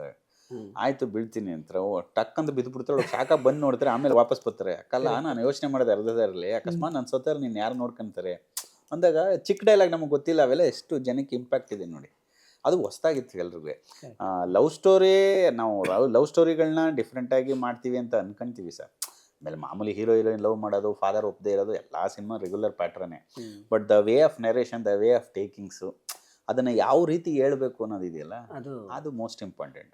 ಅದನ್ನು ಹೊಸ ರೀತಿಲಿ ಹೇಳಿದ್ರು. ನಾನು ಕನ್ನಡದಲ್ಲಿ ಆ ಥರದ್ದು 2 ಸೀನ್ ನೋಡಿದ್ದು ಅಂದರೆ, ಒಂದು ಅಪ್ಪು ಅವ್ರದ್ದು ಜಂಪಿಂಗ್ ಸೀನು ಅರ್ಧಾಗಿ ಏನಾಗುತ್ತೆ ಅಂತ, ಇನ್ನೊಂದು ಸಿನಿಮಾದಲ್ಲಿ ಉಪೇಂದ್ರ ಅವರು ಮೇಲಿಂದ ಹಾರಿ ಕುರಿ ಮೇಲೆ ಬೀಳ್ತಾರೆ ಅದೊಂದು ಸೀನ್. ಅಂದ್ರೆ 2 ಆ್ಯಕ್ಚುಲ್ ಆಗಿ ಬೆಸ್ಟ್ ಸೀನ್ಸ್. ಅಂದ್ರೆ ಅದನ್ನ ಅವ್ರು ಕಂಪೋಸ್ ಮಾಡೋ ರೀತಿ ನನಗೆ, ಅವರು ಮೇಲಿನ ಬಿದ್ದಾಗ ಸತ್ತೋಗ್ಬಿಡ್ತಾನೆ ಇವರು ಅಂತ ಅನ್ಕೊಂಡಿರುತ್ತೆ, ಬಟ್ ಕುರಿಗಳಿಗೆಲ್ಲ ಏಟಾಗಿರುತ್ತೆ, ಅವ್ರು ಬದುಕಿರ್ತಾರೆ. That's right. ಅಂದ್ರೆ ಆ ವಿಭಿನ್ನವಾಗಿ ಥಿಂಕ್ ಮಾಡೋದು. ಒಬ್ಬ ಡೈರೆಕ್ಟರ್ ಉಪೇಂದ್ರ ಥರದವರು, ಪುರಿ ಜಗನ್ನಾಥ್ ಥರದವರು, ಆ ಥರದವ್ರು ಯೋಚನೆ ಮಾಡ್ತಾರೆ. ಸೊ ಅಪ್ಪು ಸಿನಿಮಾದಲ್ಲಿ ನೀವು ಅಸೋಸಿಯೇಟ್ ಆಗಿರ್ತೀರಿ. ಅದಾಗಿ 4-5ನೇ ಸಿನಿಮಾಗೆ ನೀವು ಅಪ್ಪುಗೆ ಡೈರೆಕ್ಟ್ ಮಾಡ್ತೀರಿ. ಸೊ ಆಕಾಶ ಸಿನಿಮಾ ನಿಮ್ಮ ಸಿನಿಮಾ, ಅವ್ರದ್ದು 5ನೇ ಸಿನಿಮಾ. Already 4 cinema ಓಡಿರುತ್ತೆ.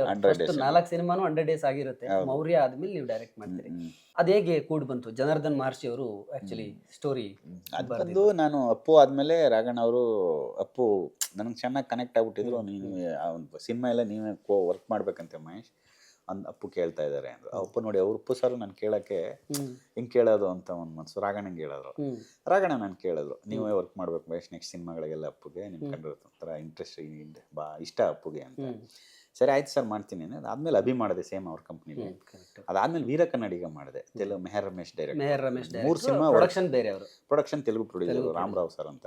3 ಸಿನಿಮಾ ಮಾಡಿದೆ. ಅದಾದ್ಮೇಲೆ ಓಂಕಾರ ಶಿವಮಣಿ ಅವ್ರದ್ದು ಒಂದು ಮಾಡಿದೆ, ಇವ್ರದ್ದು RS ಪ್ರೊಡಕ್ಷನ್, ಉಪೇಂದ್ರ ಅಷ್ಟೇ ಲಾಸ್ಟ್ ಮಾಡೋದು. ಅದಾದ್ಮೇಲೆ ಅಪ್ಪು ಸರ್ಗೆ ಒಂದ್ಸಲ ಕತೆ ಹೇಳಿದ್ರು ತೆಲುಗು ರೈಟ್ರು, ಅದು ಯಾಕೋ ಟೇಕ್ ಆಫ್ ಆಗಿಲ್ಲ. ಅದು ಜನರೆಲ್ಲ ಮಾತಾಡ್ಬೇಕಾದ್ರೆ, ಮಹೇಶ್ ಒಂದು ಕತೆ ಇದೆ, ನೀವು ಫ್ಯಾಮಿಲಿ ಸಬ್ಜೆಕ್ಟು, ನೀವು ಮಾಡಿದ್ರೆ ಚೆನ್ನಾಗಿರುತ್ತೆ ಮಹೇಶ್, ನಾನು ರಾಘಣ್ಣಂಗೆ ಹೇಳ್ತೀನಿ ಒಂದ್ಸಲ ಕತೆ ಕೇಳಿ ಅಂತ. ಸರಿ ಆಯ್ತು ಹೇಳ್ತೀನಿ ಅಂದ್ರೆ, ಅದು ರಾಕ್ಲೈನ್ ವೆಂಕಟೇಶ್ ಹೇಳಿದ್ರು. ಅದನ್ನ ಅವ್ರು ಹೇಳ್ಸಿದ್ರು ಒಂದ್ಸಲ ಅಪ್ಪು.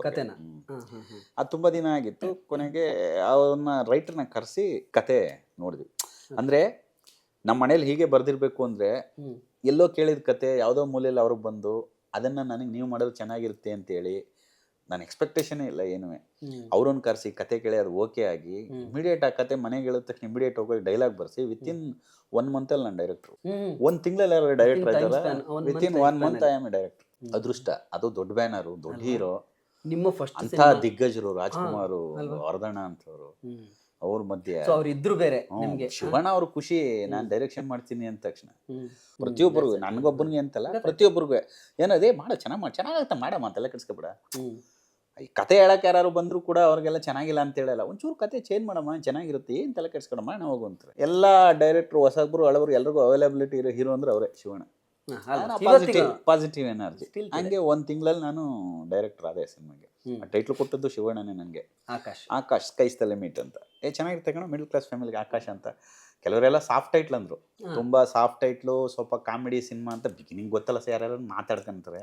ಆಮೇಲೆ ಬೇಸಿಕಲಿ ನನ್ನ ಮಹೇಶ್ ಬಾಬು ಅಂತ ಹೆಸರಿರೋದಕ್ಕೆ ತೆಲುಗು ಡೈರೆಕ್ಟರ್ ಅಂತ ಒಂದು ಪತ್ರಿಕೆಯಲ್ಲಿ ಬರ್ದಿದ್ರು, ಬಾಬು ಅನ್ನೋ ಹೆಸರಿರೋದ್ರಿಂದ ಪತ್ರಿಕೆಯಲ್ಲಿ ಬರ್ದಿದ್ರು, ತೆಲುಗು ಡೈರೆಕ್ಟರ್ ಹಾಕೊಂಡು ಮಾಡ್ತಿದ್ರೆ ಕನ್ನಡ ಡೈರೆಕ್ಟರ್ ಇಲ್ವಾ ಯಾರಿಗೂ ಅಂತ. ಅಂದರೆ ಅದನ್ನ ಕುಲಂಕುಷವಾಗಿ ಯಾರು ಏನು ಅಂತ ಅದನ್ನ ಸ್ಟಡಿ ಮಾಡದೆ ಬರ್ದಿದ್ರು ಅರ್ಜೆನ್ಸಿಯಲ್ಲಿ. ಅದೆಲ್ಲ ನಾವು ತಲೆ ಕೆಡ್ಸ್ಕೊಂಡಿಲ್ಲ, ನಮ್ಗೇನು ಸಿನಿಮಾ ಮಾಡ್ಬೇಕಷ್ಟೇ, ನಮ್ಮ ಬಗ್ಗೆ ಯಾರು ಬೈತಾರೆ ಯಾರು ಬರೀತಾರೆ ಅವೆಲ್ಲ ನಾವು ತಲೆ ಕೆಡ್ಸ್ಕೊಂಡು. ಅವಾಗ ನೀವು ಆಕಾಶ್ ಸಿನಿಮಾ ಮಾಡುವಾಗ ವರದಣ್ಣ ಇದ್ರು, ರಾಜ್ಕುಮಾರ್ ಅವರಿದ್ರು. ಸೊ ಬಹುಶಃ ಅದಾದ ಮೇಲೆ ಅರಸು ಲಾಸ್ಟ್ ಸಿನಿಮಾ ವರದಣ್ಣ ಅವ್ರ ಕತೆ ಕೇಳಿದ್ದು ನನಗೆ ಗೊತ್ತಿರೋ ಮಾಹಿತಿ. ಅಣ್ಣ ಅವರು ವರದಣ್ಣ ಇಬ್ರದ್ದು ಲಾಸ್ಟ್ ಸಿನಿಮಾ ಅವ್ರ ಕತೆ ಕೇಳಿದ್ದು. ಅಣ್ಣ ಅವ್ರು ಮುಹೂರ್ತ ಮಾಡಿ ತೀರ್ಕೊಂಡ್ರು, ಕತೆ ಫೈನಲ್ ಮಾಡಿ ತೀರ್ಕೊಳ್ತಾರೆ. ಸಿನಿಮಾ ರಿಲೀಸ್ ಆದಾಗ ಇಬ್ರು ಇರಲ್ಲ. ಸೊ ಏನು ನೆನಪಿದೆ ಆಕಾಶ್ ಸಿನಿಮಾದ ಕತೆ ಕೇಳುವಾಗ ಹೇಗಿತ್ತು? ವರದಣ್ಣ, ರಾಜ್ಕುಮಾರ್ ಕತೆ ಕೇಳಿದ ತಕ್ಷಣ ವರದಣ್ಣ, ರಾಜ್ಕುಮಾರ್ ಅವರು, ರಾಘಣ್ಣ, ನಾನು 4 ಜನ. ಅಪ್ಪು ಸರ್ ಕತೆ ಲೈನ್ ಗೊತ್ತಿತ್ತು, ನಾನು ಆಮೇಲೆ ಹೇಳ್ತೀನಿ ಸರ್ ಅಂತ ಹೇಳಿದ್ದೆ. ಅವ್ರು ಶೂಟಿಂಗಲ್ಲಿ ಬಿಸಿ ಇದ್ರು, ಬೇರೆ ಅದು ಮೌರ್ಯ ಏನೋ ಶೂಟ್ ಮಾಡ್ತಿದ್ರು. ಆ ಟೈಮಲ್ಲಿ ಕತೆ ಕೇಳಿದ್ವಿ. ಕೇಳಿದ ತಕ್ಷಣ ವರದಣ್ಣ ತುಂಬ ಚೆನ್ನಾಗಿದೆ, ಡೈಲಾಗ್ ಬರ್ಸ್ಬಿಡಿ ಸಿನಿಮಾಗೆ, ಒಂದು ಕರೆಕ್ಷನ್ ಹೇಳಿಲ್ಲ. ಕತೆ ಕೇಳಿದ ತಕ್ಷಣ ಕರೆಕ್ಷನ್ ಏನು ಹೇಳಿಲ್ಲ. ಕೇಳ್ಬಿಟ್ಟು ಬಂದು ಡೈಲಾಗ್ ಬರ್ಸ್ಬಿಡುಕಂತ, ಚೆನ್ನಾಗಿದೆ ಡೈಲಾಗ್ ಬರ್ಸ್ಬಿಟ್ಟು ನಾವು ಡಿಸೈಡ್ ಮಾಡೋಣ. ಆಮೇಲೆ ಡೈಲಾಗ್ನ MS ರಮೇಶ್ ಅವ್ರ ಕೈಲೇ ಬರ್ಸ್ತೀವಿ. ಇಮಿಡಿಯೇಟು ಒಂದೇ ರೀಡಿಂಗ್ ಓಕೆ ಆಯಿತು. ಅಪ್ಪು ಪಿಕ್ಚರು ಆಕಾಶ್ 2 ಒಂದೇ ರೀಡಿಂಗ್, ನನಗೆ ಗೊತ್ತಿರಂಗೆ ನಾನು ಹೋದ್ಮೇಲೆ ಅಲ್ಲಿ ಒಂದೇ ರೀಡಿಂಗ್ ಓಕೆ ಆಯಿತು. ಇನ್ನು ಮಿಕ್ಕದೆಲ್ಲ 1 ರೀಡಿಂಗು 1, 2, 3 ಆ ಥರ ಇರೋದು. ಅಪ್ಪು ಮತ್ತು ಆಕಾಶ್ 2 ಒಂದೊಂದೇ ರೀಡಿಂಗ್ ಓಕೆ. ಫಸ್ಟ್ ಹಾಫ್ ಒಂದಿನ ಕೇಳ್ತಾರೆ, ಸೆಕೆಂಡ್ ಹಾಫ್ ಒಂದಿನ ಕೇಳ್ತಾರೆ. ಓಕೆ. ವರದಣ್ಣಂಗೆ ನಾನು ಡೈರೆಕ್ಟರ್ ಅಂತ ಗೊತ್ತಿಲ್ಲ, ಗೊತ್ತಿಲ್ಲ ಅವ್ರಿಗೆ? ಗೊತ್ತಿಲ್ಲ, ಇನ್ನೂ ಗೊತ್ತಿಲ್ಲ. ಮನೆಯವ್ರಿಗೆಲ್ಲ ಇಷ್ಟ. ಅಮ್ಮ ಅವರು ಮಹೇಶನ್ ಕಲೆ ಮಾಡ್ಸೋಣ ಅಂತ ಅಪ್ಪು ಅವರು ಅಣ್ಣವ್ರು ಹೇಳ್ತಾರೆ. ರಾಘಣ್ಣ ವರ್ಧಣ್ಣಂಗೆ ಒಂದು ಮಾತು ಹೇಳ್ಬಿಡ್ತೀನಿ ಅಂದರು. ಹೇಳಿ ಸರ್ ಅಂತಂದೆ. ಅಂದ್ರೆ ರಾಘಣ್ಣಂಗೆ ಗೊತ್ತಿತ್ತು, ಪಾರ್ವತಮ್ಮ ಅವ್ರಿಗೆ ಗೊತ್ತಿತ್ತು, ಗೊತ್ತಿತ್ತು. ವರ್ಧಣ್ಣಂಗೆ ಒಂದು ಮಾತು ಹೇಳ್ಬಿಡ್ತೀನಿ, ಎಲ್ಲ ಪ್ರಿಪೇರ್ ಆಗಿದ್ರು. ಏನಂತಾರೆ ಬೇಜಾರು ಮಾಡ್ಕೊಡಿ ಏನಾರು ಅಂದ್ರೆ ಇಲ್ಲ ಸರ್ ಏನು ಪರವಾಗಿಲ್ಲ ಅಂದೆ. ಅವ್ರು ಹೋಗಿ ಕತೆ ಹೇಳ ಹಿಂಗೆ ಹೊಸ ಡೈರೆಕ್ಟರ್ಗಳ ಮಾಡ್ಸೋಣ ಅನ್ಕೊಂಡಿದ್ದೀವಿ ಅಪ್ಪಾಜಿ ಕತೆನ, ಹೆಂಗಿದೆ ಕತೆ ಅಂದಾಗ ತುಂಬ ಅದ್ಭುತವಾಗಿದೆ ಯಾಕಂದ್ರೆ ಅಪ್ಪು ಒಳ್ಳೆ ಸಿನಿಮಾ ಆಗುತ್ತೆ ಇದು ಅಂದರು. ನಾನು ಇದನ್ನು ಹೊಸ ಡೈರೆಕ್ಟರ್ ಕೈಲಿ ಮಾಡ್ಸೋಣ ಅನ್ಕೊಂಡಿದ್ದೀವಿ ಅಪ್ಪಾಜಿ ಅಂದರು. ಯಾರು? ನಮ್ಮ ಮಹೇಶ ಅಂದವ್ರೆ. ಅಂದರೆ ಮೂರು ಸಿನಿಮಾದಲ್ಲಿ ಡಿಸ್ಕಷನ್ ನಾನು ಅಲ್ಲಿ ಇರ್ತಿದ್ದೆ. ಕತೆ ಕೇಳುವಾಗ ಡೈರೆಕ್ಟ್ ಇಟ್ಕೊಂಡು ಕತೆ ಕೇಳ್ತಾರೆ ಅವರು. ಒಬ್ಬ ಅಸೋಸಿಯೇಟ್ ಡೈರೆಕ್ಟರ್ ಕೂರ್ಸ್ಕೊಂಡು ಕತೆ ಕೇಳಿದಾಗ ಹೊಸ ಡೈರೆಕ್ಟರ್ ಅಂದಾಗ ನಾನೇ ಅಂತ ಗೆಸ್ ಮಾಡೋ ಅಷ್ಟು ಬ್ರಿಲಿಯನ್ಸ್ ಅಲ್ವಾ. ಯಾರು? ನಮ್ಮ ಮಹೇಶ ಅಂದರು. ಹ್ಞೂ ಅಂತಂದ್ರು. ಅಣ್ಣ ಅತ್ತಿಗೆ ಮತ್ತು ಅಪ್ಪು ಎಲ್ಲ ಏನಂತಾರೆ ಅಣ್ಣ ಎಲ್ಲ ಅಂತ. ಅವ್ರಿಗೆಲ್ಲ ಓಕೆ ಅಪ್ಪಾಜಿ ಅಂತಂತಂದ್ರೆ. ಹೌದಾ ಮಾಡಿ, ಅವ್ರಿಗೆ ಇಷ್ಟ ಆದಮೇಲೆ ಪ್ರೊಡ್ಯೂಸರು ಹೀರೋಗೆ ಆ್ಯಕ್ಟ್ ಮಾಡೋ, ಹೀರೋಗೆ ಇಷ್ಟ ಆದಮೇಲೆ ನಮ್ದೇನಿದೆ ಯಾಕಂದ್ರೆ ಹೊಸ ಡೈರೆಕ್ಟರ್ ಯಾರೋ ಇಂಡಸ್ಟ್ರಿ ಬರ್ತಾರೆ ಮಾಡಿ ಹೋಗಿ ಅಂತ ನೋಡಿ. ಅದೆಲ್ಲ ನಮ್ಮ ಪುಣ್ಯ. 25 ವಾರ ಓಡುತ್ತೆ ಸಿನಿಮಾ. ಅವ್ರು ಹೇಳಿದ್ರು ಒಂದು ಡಬಲ್ ಪಾಸಿಟಿವ್ ತೋರಿಸ್ತೆ ಅವ್ರಿಗೆ. ಇನ್ನೂ ರೀ ರೆಕಾರ್ಡಿಂಗ್ ಮಾಡಿಸಿರ್ಲಿಲ್ಲ. ಎಡಿಟ್ ಮಾಡಿ ಡಬಲ್ ಪಾಸಿಟಿವ್ ತೋರಿಸ್ತೆ. ಡೈಲಾಗ್ ಡಬ್ ಮಾಡಿ ಫೈನಲ್ ಟ್ರಿಮ್ ಮಾಡಿ ತೋರಿಸ್ತೆ. ವಜೇಶ್ವರಿ ಕೆಳಗಡೆ ರಾತ್ರಿ 7:30 ನೋಡ್ತಾ ಇದ್ದೆ ನಾನು, ರಾಘಣ್ಣ, ವರ್ಧಣ್ಣ 3 ಜನ ನೋಡ್ತಾ ಇದ್ದೀವಿ. ಅವ್ರು ನೋಡ್ತಾ ಇದ್ದಾಗೆ ನನಗೆ ಒಂಥರ ಮುಜುಗರ, ಎಲ್ಲಿ ಚೆನ್ನಾಗಿಲ್ಲ ಅಂದ್ಬಿಡ್ತಾರೋ, ಏನಾದ್ರು ಡಬ್ಬ ಥರ ತೆಗ್ದಿದ್ದೀನಿ ನಾನು ಅಂತ ಫೀಲಿಂಗು. ಇದು ದೊಡೋಬಿಡ್ಲ ಆಚೆಗೆ ಅನ್ನೋ ಒಂದು ಫೀಲಿಂಗ್. ಕೊನೆಗೆ ಸಿನಿಮಾ ನೋಡಿದ್ರು. ಎಲ್ಲಿ ನೋಡಿದ್ರು?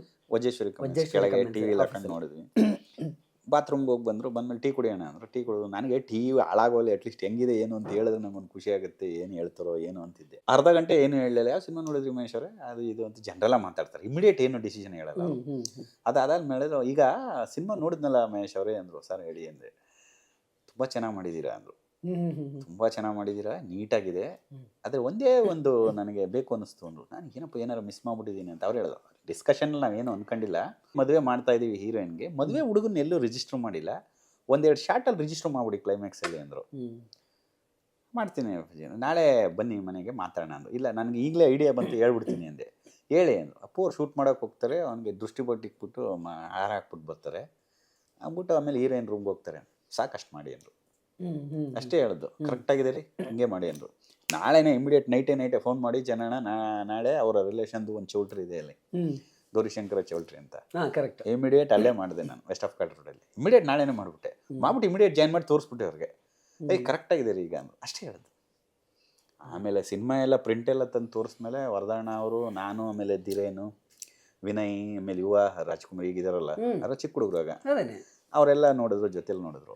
ಆಮೇಲೆ ವರ್ಧಣ್ಣ ಅವರ ಸಿಸ್ಟರ್ ಮಗ ಒಬ್ರು ಡಿಸ್ಟ್ರಿಬ್ಯೂಟರ್ ಆಫೀಸಲ್ಲಿ ಕೆಲಸ ಮಾಡ್ತಿದ್ರು. ಅವರು ಅಲ್ಲಿ ನೋಡ್ಕೊಳ್ಳೋರು ಹುಬ್ಳಿಯಲ್ಲಿ, ಸತೀಶ್ ಅಂತ ಮೇಬಿ ಅವ್ರ ಹೆಸರು. ಅವರು ಬಂದಾಗ ಕೇಳಿದ್ರು, ನೋಡ್ದ ಅವರು ನೋಡ್ತಾ ಹೆಂಗಿದೆಯೋ ಸತೀಶ್ ಆ ಸಿನಿಮಾ ಅಂದರು. ಸಿಲ್ವರ್ ಜುಬ್ಲಿ ಹೋಗುತ್ತೆ ಅಂದವರು. ಅವ್ರು ವರ್ಧಣ್ಣ ಏನಿಲ್ಲ, ನೋಡ್ರಿ ಅವನೇ ಆಡಿಯನ್ಸು, ಅವ್ನು ಹೇಳಿದ್ದೇನೆ ನೋಡಿ ಹಂಗೆ ಹೋಗುತ್ತೆ ಸಿಲ್ವರ್ ಜುಬ್ಲಿ ಅಂದರು. ಹಂಗೆ ಆಯ್ತು ಸರ್. 200 ಡೇಸ್ ಹೋಯ್ತು. 25 ವಾರ ಕ್ರಾಸ್ ಮಾಡಿದ್ರೆ ಆಯ್ತು, 20 ಡೇಸ್ ಓಡುತ್ತೆ ಅಂತಂದು. ನಮಗೆ ಅವ್ನು ಬ್ಲ್ಯಾಂಕ್ ಆಗಿ ಹೇಳ್ತಾರಲ್ಲ, ನನಗೆ ಅಟ್ಲೀಸ್ಟ್ ಒಂದು 4 ವಾರ ಓಡಿದ್ರು ಸಾಕು, ನನ್ನ ಮರ್ಯಾದೆ ಉಳಿಯುತ್ತೆ. ಅಟ್ಲೀಸ್ಟ್ ಒಂದೇ ವಾರ ಕಿತ್ತಾಕ್ಬಿಟ್ರೆ ನನ್ನ ಮರ್ಯಾದೆ ಹೋಗ್ಬಿಡುತ್ತೆ. ಅಲ್ಲ, ನಿಮ್ ತಲೆ ಮೇಲೆ ಬೇರೆ ದೊಡ್ಡ ಭಾರ ಇತ್ತು. ಭಾರ. 4 ಸಿನಿಮಾ ಸಕ್ಸಸ್ ಆಗಿತ್ತು, ದೊಡ್ಡ ಸ್ಟಾರ್. 5ನೇ ಸಿನಿಮಾ. ನನಗೆ ಅದೇನು ಅಂದ್ರೆ ಕತ್ತಿ ಅಲಗ್ ಮೇಲೆ ನಿಂತಿರ್ತಾರಲ್ಲ ಚೂಪಾಗಿರೋ, ಆ ಥರ ಚಾಲೆಂಜ್ ಅದು. ಬಿದ್ರೆ ಅದ್ರ ಮೇಲೆ ಬಿಡ್ಬೇಕು, ಇಲ್ಲಾಂದ್ರೆ ಕತ್ತಿ ಎತ್ಕೊಂಡು ನಿಂತ್ಕೊಬೇಕು. ಆ ಥರ ಏನೋ ದೇವ್ರದೇ, ನಮ್ಮ ಅಪ್ಪ ಅಮ್ಮ ಆಶೀರ್ವಾದ, ಆಮೇಲೆ ಅವ್ರ ಮನೆಯವರು ನನ್ನ ಮೇಲೆ ತೋರಿಸಿರೋ ಪ್ರೀತಿ, ಸಿನಿಮಾ ಚೆನ್ನಾಗಿ. ಆಮೇಲೆ ಕನ್ನಡ ಆಡಿಯನ್ಸ್ಗಳು ತುಂಬ ಇಷ್ಟಪಟ್ಟರು. Repeated audience. ಆಮೇಲೆ ಪಟ್ನಾಯಕ್ ಅವ್ರ ಸಾಂಗು, ಪಟ್ನಾಯಕ್ ಅವ್ರ ಮ್ಯೂಸಿಕ್ ಇದೆಯಲ್ಲ, ಅದರಲ್ಲಿ 2 ಸಾಂಗು ಅದ್ಭುತವಾದ ಕ್ಷಣ ಅಂತ ಟಿಲ್ ಟುಡೇ ಒಂದು ಕ್ಲಾಸಿಕ್ ಸಾಂಗ್. 2-3 ಹಾಡುಗಳು ಮಾತ್ರ ಇವತ್ತಿಗೂ ಹಾಂಟ್ ಮಾಡುತ್ತೆ. ನೀನೇ ಇರ್ಬೋದು, ನೀವು ಹೇಳಿದ್ರಲ್ಲ ಆಹಾ ಎಂತ ಕ್ಷಣ, ಅದ್ಭುತ. ಅದ್ರದ್ದು ಇನ್ನೊಂದು ಲಿರಿಕ್ಸ್ ತುಂಬಾ ಚೆನ್ನಾಗಿದೆ. ಕಲ್ಯಾಣ ಅವ್ರು ಬರ್ದಿದ್ದು 3 ಸಾಂಗು, ಕಲ್ಯಾಣ ಅವ್ರು ಬರ್ದಿದ್ದು.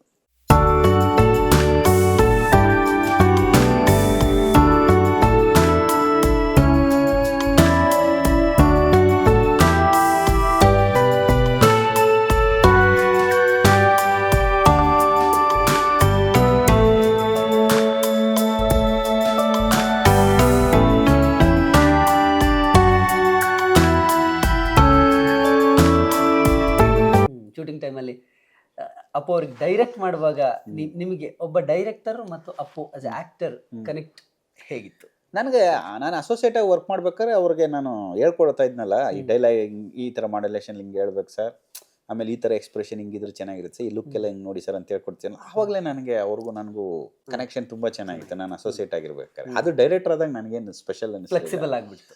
ಅಸೋಸಿಯೇಟ್ ಆಗಿದ್ದಾಗಲೇ ನಾನು ಡೈರೆಕ್ಟರ್ ಥರ ಅವ್ರಿಗೆ ಪಾಪ ಎಲ್ಲ ನೆರೇಟ್ ಮಾಡಿ ಹೇಳ್ತಿದ್ದೆ ಫಸ್ಟ್ ಪಿಕ್ಚರಿಂದ 3 ಸಿನಿಮಾಗಳಲ್ಲೂ.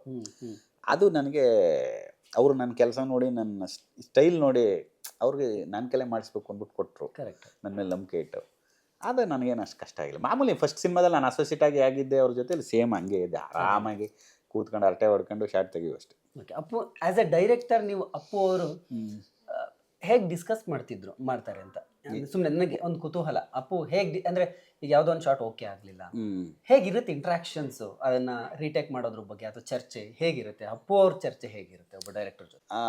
ಏನು ಆ ಥರ ಏನಿಲ್ಲ ಸರ್. ಅವರು ನಾವು ಎಷ್ಟು ಟೇಕ್ ಕೇಳಿದ್ರು ಮಾಡೋರು ಆ ಥರದ್ದೇನಿಲ್ಲ. ಅವರು ಆ್ಯಕ್ಟ್ ಮಾಡ್ಬೇಕಾದ್ರೆ ಅವ್ರಿಗೆ ಮಾಡಿದೆ ಅಂತ ಅನ್ಸ್ಬೋದು. ಅವ್ರು ಒಂದೊಂದ್ಸಲ ಸರ್ ಯಾಕೆ ಮಹೇಶ್ ಅನ್ನೋದು ಹೋಗಿ ಕಿವಿಲಿ ಹೋಗಿ ನಾವು ಹೇಳಿದ್ರೆ ಹಿಂಗೆ ಅಂತಂದೆ, ಓಕೆ ಸಾರಿ ಮಹೇಶ್ ಮಾಡ್ತೀನಿ, ನೀಟಾಗಿ ಮಾಡೋರು.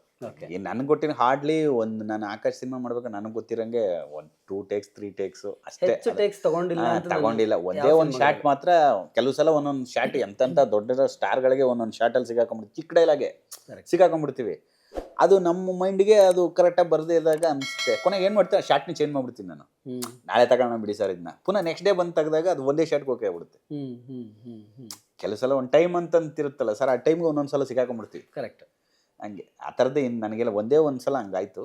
ಬಟ್ ಮಿಕ್ಕದೆಲ್ಲ 2 ಟೇಕ್ 3 ಟೇಕ್ ಅಷ್ಟೇ. ಆಲ್ರೆಡಿ 3-4 ಸಿನಿಮಾ ಮಾಡಿದ್ರಲ್ಲ ಸರ್, ತುಂಬ ಎಕ್ಸ್ಪೀರಿಯನ್ಸ್. ಫಸ್ಟ್ ಸಿನಿಮಾದಲ್ಲಿ ಒಂದು 2 ಡೇಸ್ಗೆ ಹೇಳಿದ್ನಲ್ಲ ನಿಮಗೆ, ತಿಳ್ಕೊಂಬಿಟ್ರು. ಬ್ಲಡ್ ಎಲ್ಲ ಇದೆಯಲ್ಲ ಸರ್, ಅದು ಕಲೆ ಅನ್ನೋದು ರಕ್ತ ಅದೆಲ್ಲ ಇದೆ ಕಲೆ. ಅರಸು ಮಾಡ್ತೀರಿ, ಅದಾದ್ಮೇಲೆ 2 ಸಿನಿಮಾ ಆ್ಯಕ್ಚುಲಿ ಹಂಗೆ ಭಾಳ ಅಪರೂಪ. ಅಪ್ಪು ಅವ್ರ ಜೊತೆ 2 ಸಿನಿಮಾ ಮಾಡೋವಂಥ ಅವಕಾಶ ಭಾಳ ಕಮ್ಮಿ ಜನಕ್ಕೆ ಸಿಕ್ಕಿದೆ ಅಂತ ನನಗೆ ಅನ್ಸುತ್ತೆ. ಸೊ ಅರಸು ಒಂದು ವಿಭಿನ್ನವಾದಂತಹ ಕತೆ. ಅವತ್ತಿನ ಕಾಲಕ್ಕೆ ತುಂಬ ಜನರಿಗೆ ಆ ಸಿನಿಮಾ ಬಗ್ಗೆ ಒಂದು ವಿಶೇಷವಾದಂತಹ ಪ್ರೀತಿ ಇತ್ತು. ಅಪ್ಪು ಮಾಡಿದ್ದ ಪಾತ್ರ ಇತ್ತಲ್ಲ, ಈಗಲೂ ಇದೆ. ಈಗಲೂ ಟಿವಿಲಿ ಉದಯ ಟಿವಿಲಿ ಹಾಕ್ದಾಗ್ಲೆಲ್ಲ ನಂಗೆ ಫೋನ್ ಮಾಡ್ತಾ ಇರ್ತಾರೆ ಬಾಳೆಹಣ್ಣು ಅಜ್ಜಿ ಸೀನ್ ಬಗ್ಗೆ. ಹೌದಾ? ಆಮೇಲೆ ನಾನು ಎಲ್ಲೇ ಹೋದ್ರು ಸರ್, ಇವ್ರು ಡೈರೆಕ್ಟರ್ ಅಂತ ಹೇಳಿದಾಗ ಮಹೇಶ್ ಬಾಬು ಅಂತ, ಯಾವ ಸಿನಿಮಾ ಮಾಡಿದ್ದೀರಾ ಸರ್ ಅಂತಾರೆ. ಅರಸು ಅಂತ. ನಾನು ಆಕಾಶ್ ಮತ್ತೆ ಅರಸು ಮಾಡಿದ್ದೀನಿ, ಆಕಾಶ್ ಅರಸು ಡೈರೆಕ್ಟರ್ ಸರ್ ಅಂದ್ರೆ, ಸಾರ್ ಏನ್ ಸರ್ ಅರಸು ಸಿನಿಮಾ ಅಂತ ಅರಸುಗೆ ಹೋಗ್ಬಿಡ್ತಾರೆ, ಆಕಾಶ್ ಬಿಟ್ಬಿಡ್ತಾರೆ. ಅದೇ ಹೇಳಿದ್ದೆ ಅಂದ್ರೆ ತುಂಬಾ ಜನಕ್ಕೆ ಕನೆಕ್ಟ್ ಆಗಿದೆ ಅದು ಸಿನಿಮಾ. ಆದ್ರೆ ಅದರಲ್ಲಿರೋ ಒಂದು ಮಾರಲ್ ಅಂದ್ರೆ ಒಂದು ದೊಡ್ಡ ಶ್ರೀಮಂತ ಆಗಿರೋ NRI ಒಂದು ಕ್ಯಾರೆಕ್ಟರು ಲೈಫ್ನ ಹೆಂಗೆ ಸಫರ್ ಪಡ್ತಾನೆ ಒಂದು ಹುಡುಗಿ ಚಾಲೆಂಜ್ಗೋಸ್ಕರ, ಆ ಎಮೋಷನು, ಫ್ರೆಂಡ್ಶಿಪ್ಪು, ಆ ಸೆಂಟಿಮೆಂಟು, ದ ವೇ ಆಫ್ ಕ್ಯಾರೆಕ್ಟರೈಸೇಷನ್ನು. ಶ್ರೀಮಂತನಾಗಿರ್ಬೇಕಾದ್ರೆ ಒಂದು ಹೋಟ್ಲಿಗೆ ಹೋಗಿ ತಿಂಗಳಿಗೆ ಇಷ್ಟು ಕೊಡ್ತೀನಿ ಅನ್ನೋದು, ಅಜ್ಜಿಗೆ ಬಾಳೆಹಣ್ಣು ಕೊಡ್ತೀನಿ ನಿಮಗೆ ಶಾಪ್ ಅಂತ ಹೇಳೋದು. ಅಪ್ಪು ಅವ್ರು ತುಂಬ ಅದ್ಭುತವಾಗಿ ಆ್ಯಕ್ಟ್ ಮಾಡಿ, ಭಾಳ ಚೆನ್ನಾಗಿ ಫಿಲ್ಮ್ಫೇರ್ ಅವಾರ್ಡ್ ಬಂತು ಅವ್ರು. ಹೌದು. ಫಿಲ್ಮ್ಫೇರ್ ಅವಾರ್ಡ್ ಬಂತು. ಪಾಪ ಸ್ಟೇಜಲ್ಲಿ ಹೇಳಿದ್ರು, ನನಗೆ ಈ ಸಿನಿಮಾದಲ್ಲಿ ಅವಕಾಶ ಆ್ಯಕ್ಟ್ ಮಾಡ್ತಾರೆ ಡೈರೆಕ್ಟರ್ಗೆ. ಆಮೇಲೆ ಅವ್ರ ಫಾದರ್ ತಿಳ್ಕೊಂಡಿದ್ರು, ನನ್ನ ತಂದೆಗೆ ಡೆಡಿಕೇಟ್ ಮಾಡ್ತೀನಿ, ಅವಾರ್ಡ್ ತೊಗೊಳ್ಳುವಾಗ ಅವರಿಬ್ಬರು ಇರಲಿಲ್ಲ, ಅವ್ರ ತಂದೆಗೆ ಡೆಡಿಕೇಟ್ ಮಾಡ್ತೀನಿ ಅಂತ ಹೇಳಿದ್ರು. ಆಮೇಲೆ ಸ್ಟೇಜ್ ಮೇಲೆ ನನ್ನ ಹೆಸರು ಹೇಳಿದ್ರು. ಪಾಪ ಅದೆಲ್ಲ ಖುಷಿ ಅಲ್ವಾ ಸರ್ ನಮ್ಗೆ? ನಮಗೆಲ್ಲ ತುಂಬ ಖುಷಿ ಅಲ್ಲ, ಅದು ಹೆಮ್ಮೆ ಅನ್ಸುತ್ತೆ. ಆ ಸಿನಿಮಾ ಹೇಗೆ ಚರ್ಚೆ ಆಗಿದ್ದು, ಅದು ಕೊನೆಯದಾಗಿ ಚರ್ಚೆ ಆಗಿದ್ರಿಂದ ಅದ್ರ ಬಗ್ಗೆ 1-2 ವಿಷಯ ಮಾತಾಡಲೇಬೇಕು. ಅದು ಫಸ್ಟ್ ಆ್ಯಕ್ಚುಲಿ ಮೆರವಣಿಗೆ ಸಬ್ಜೆಕ್ಟ್ ಇತ್ತು, ನಾನು ಪ್ರಜ್ವಲ್ ಮಾಡಿದ್ನಲ್ಲ ಆ ಸಬ್ಜೆಕ್ಟ್ ಓಕೆ ಮಾಡಿದ್ವಿ. ಬಟ್ ಅದನ್ನ ಯಾರಿಗೆ ಓಕೆ ಮಾಡಿದ್ರಿ?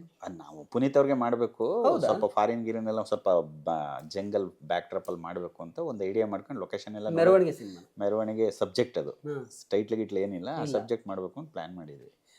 ಕೊನೆಗೆ ಹಿಂಗೆ ಮಾತಾಡ್ತಾ ಜನಾರ್ದನ್ ಮಹರ್ಷಿ ಅವರು ಕೇಳಿದ್ರು, ವರ್ಧನ್ ಬೇರೆ ಏನಾರು ಏನಾರು ಇದೆಯಾ ಅಂತಂದಾಗ ಪಟ್ ಅಂತ ಇದನ್ನ ಹೇಳಿದ್ರು, ಈ ಥರ ಇಬ್ಬರು ಕ್ಯಾರೆಕ್ಟರ್ ಇರುತ್ತೆ, ಕ್ಲೈಮ್ಯಾಕ್ಸಲ್ಲಿ ಹಿಂಗಾಗುತ್ತೆ ಅಂತ.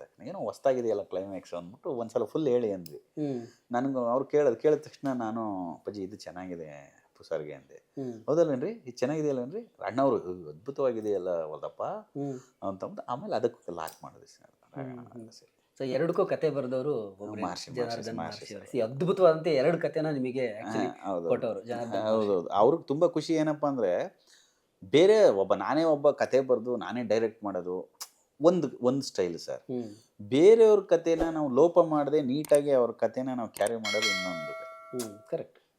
ಅದರಲ್ಲಿ ಅವ್ರ ಕತೆಗೆ ನಾನು ನ್ಯಾಯ ಸಲ್ಲಿಸ್ತೆ ಅಂತ ನನಗೆ ಕೇಳಿದೆ ಅವ್ರಿಗೆ, ಹೆಂಗೆ ಸರ್, ಬಿಡಿ ಡೈರೆಕ್ಟ್ರೆ ನೀವು ತಲೆನೇ ಕೆಡಿಸ್ಕೊಬೇಡಿ ಅಂದರು. ಅಷ್ಟು ಅದ್ಭುತವಾಗಿ ಮಾಡಿದ್ದೇವೆ, ನಾನು ಎಕ್ಸ್ಪೆಕ್ಟೇ ಮಾಡಿರಲಿಲ್ಲ ನೀವು ಮಾಡ್ತೀರಾ ಅಂತಂದ್ರೆ ಆಕಾಶ್ ಪಿಕ್ಚರ್ ನೋಡಿ. ಅದು ನಮಗೆ ಎಲ್ಲ ಒಂಥರ ಖುಷಿ. ಅಂದರೆ ನಾವು ಏನು ಮಾಡಿದ್ದೀವಿ ಅಂತಲ್ಲ, ನಾವು ತುಂಬ ಜನ ನಿರ್ದೇಶಕರುಗಳ ಜೊತೆ ಕೆಲಸ ಮಾಡಿದ್ವಿ, ಅವ್ರ ಹತ್ರ ಏನೇನೋ ಒಂದೊಂದು ವಿಷಯಗಳು ಕಲಿತು ಆ ಎಫರ್ಟ್ನೆಲ್ಲ ಸಿನಿಮಾ ಮೇಲೆ ಹಾಕಿದ್ದೀವಿ ಅಷ್ಟೇ. ಹಂಗಾಗಿ ಅರಸು ಕೂಡ ಆಯಿತು. ವರ್ತಣ ಅವರು ಸಾಯೋದಕ್ಕೂ ಸ್ಕ್ರಿಪ್ಟ್ ಎಲ್ಲ ಫೈನಲ್ ಆಗಿ ಒಂದು 2-3 ದಿನಕ್ಕೆ ಅವ್ರು ಹಾಸ್ಪಿಟ್ಲಿಗೆ ಅಡ್ಮಿಟ್ ಆಗಿಬಿಟ್ರು. ಅದಕ್ಕೆ ಮುಂಚೆ ನಾನು ಊಟ ಮಾಡಾದ್ಮೇಲೆ ಮಾತಾಡ್ತಾ ಇದ್ವಿ.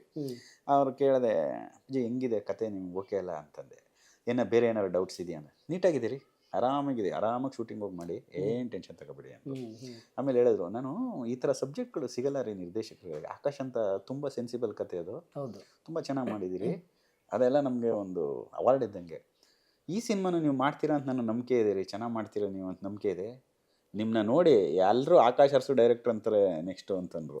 ಹಂಗೆ ಆಯ್ತು. ಹಂಗೆ ಈಗ ಯಾರು ಕೇಳಿದ್ರು ಆಕಾಶ್ ಅರಸು ಡೈರೆಕ್ಟರ್ ಅಂತಾರೆ. ಅಂದರೆ ಅದು ಬ್ರ್ಯಾಂಡ್ ಆಗುತ್ತೆ ಅಂತ ಅವ್ರು ಅವತ್ತೇ ಹೇಳ್ಬಿಟ್ರು ವರ್ಗಣ ಅವರು. ನೋಡಿ ಅದಾದ ಒಂದು 3 ಡೇಸ್ಗೆ ತೀರ್ಕೊಂಬಿಟ್ರು. ಸಿನಿಮಾ ಶೂಟಿಂಗ್ ಹಂತದಲ್ಲಿ ಇಲ್ಲ ಸರ್, ಡಿಸ್ಕಷನ್ ಆದಮೇಲೆ ಅಷ್ಟೇ.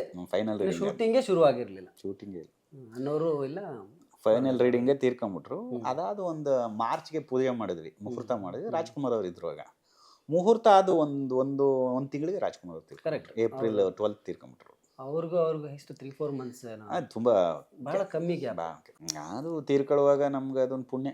ಅವರು ಕೊನೆ ತುತ್ತಾಕಿದ್ರು, ಉಪ್ಪಿಟ್ಟು ಕೆಳಗಡೆ ತಿಂತಾಯಿದ್ರು, ಉಪ್ಪಿಟ್ಟು ತಿಂತಾಯಿದ್ರು. ಸದಾಶಿವನಗರ ಮನೇಲಿ ಕಾರ್ ಶೆಡ್ಡಲ್ಲಿ ಬೆಳಗಿನ ಜಾವ ವಾಕಿಂಗ್ ಎಲ್ಲ ಮಾಡಿ ಉಪ್ಪಿಟ್ಟು ತಿಂತಾಯಿದ್ರು.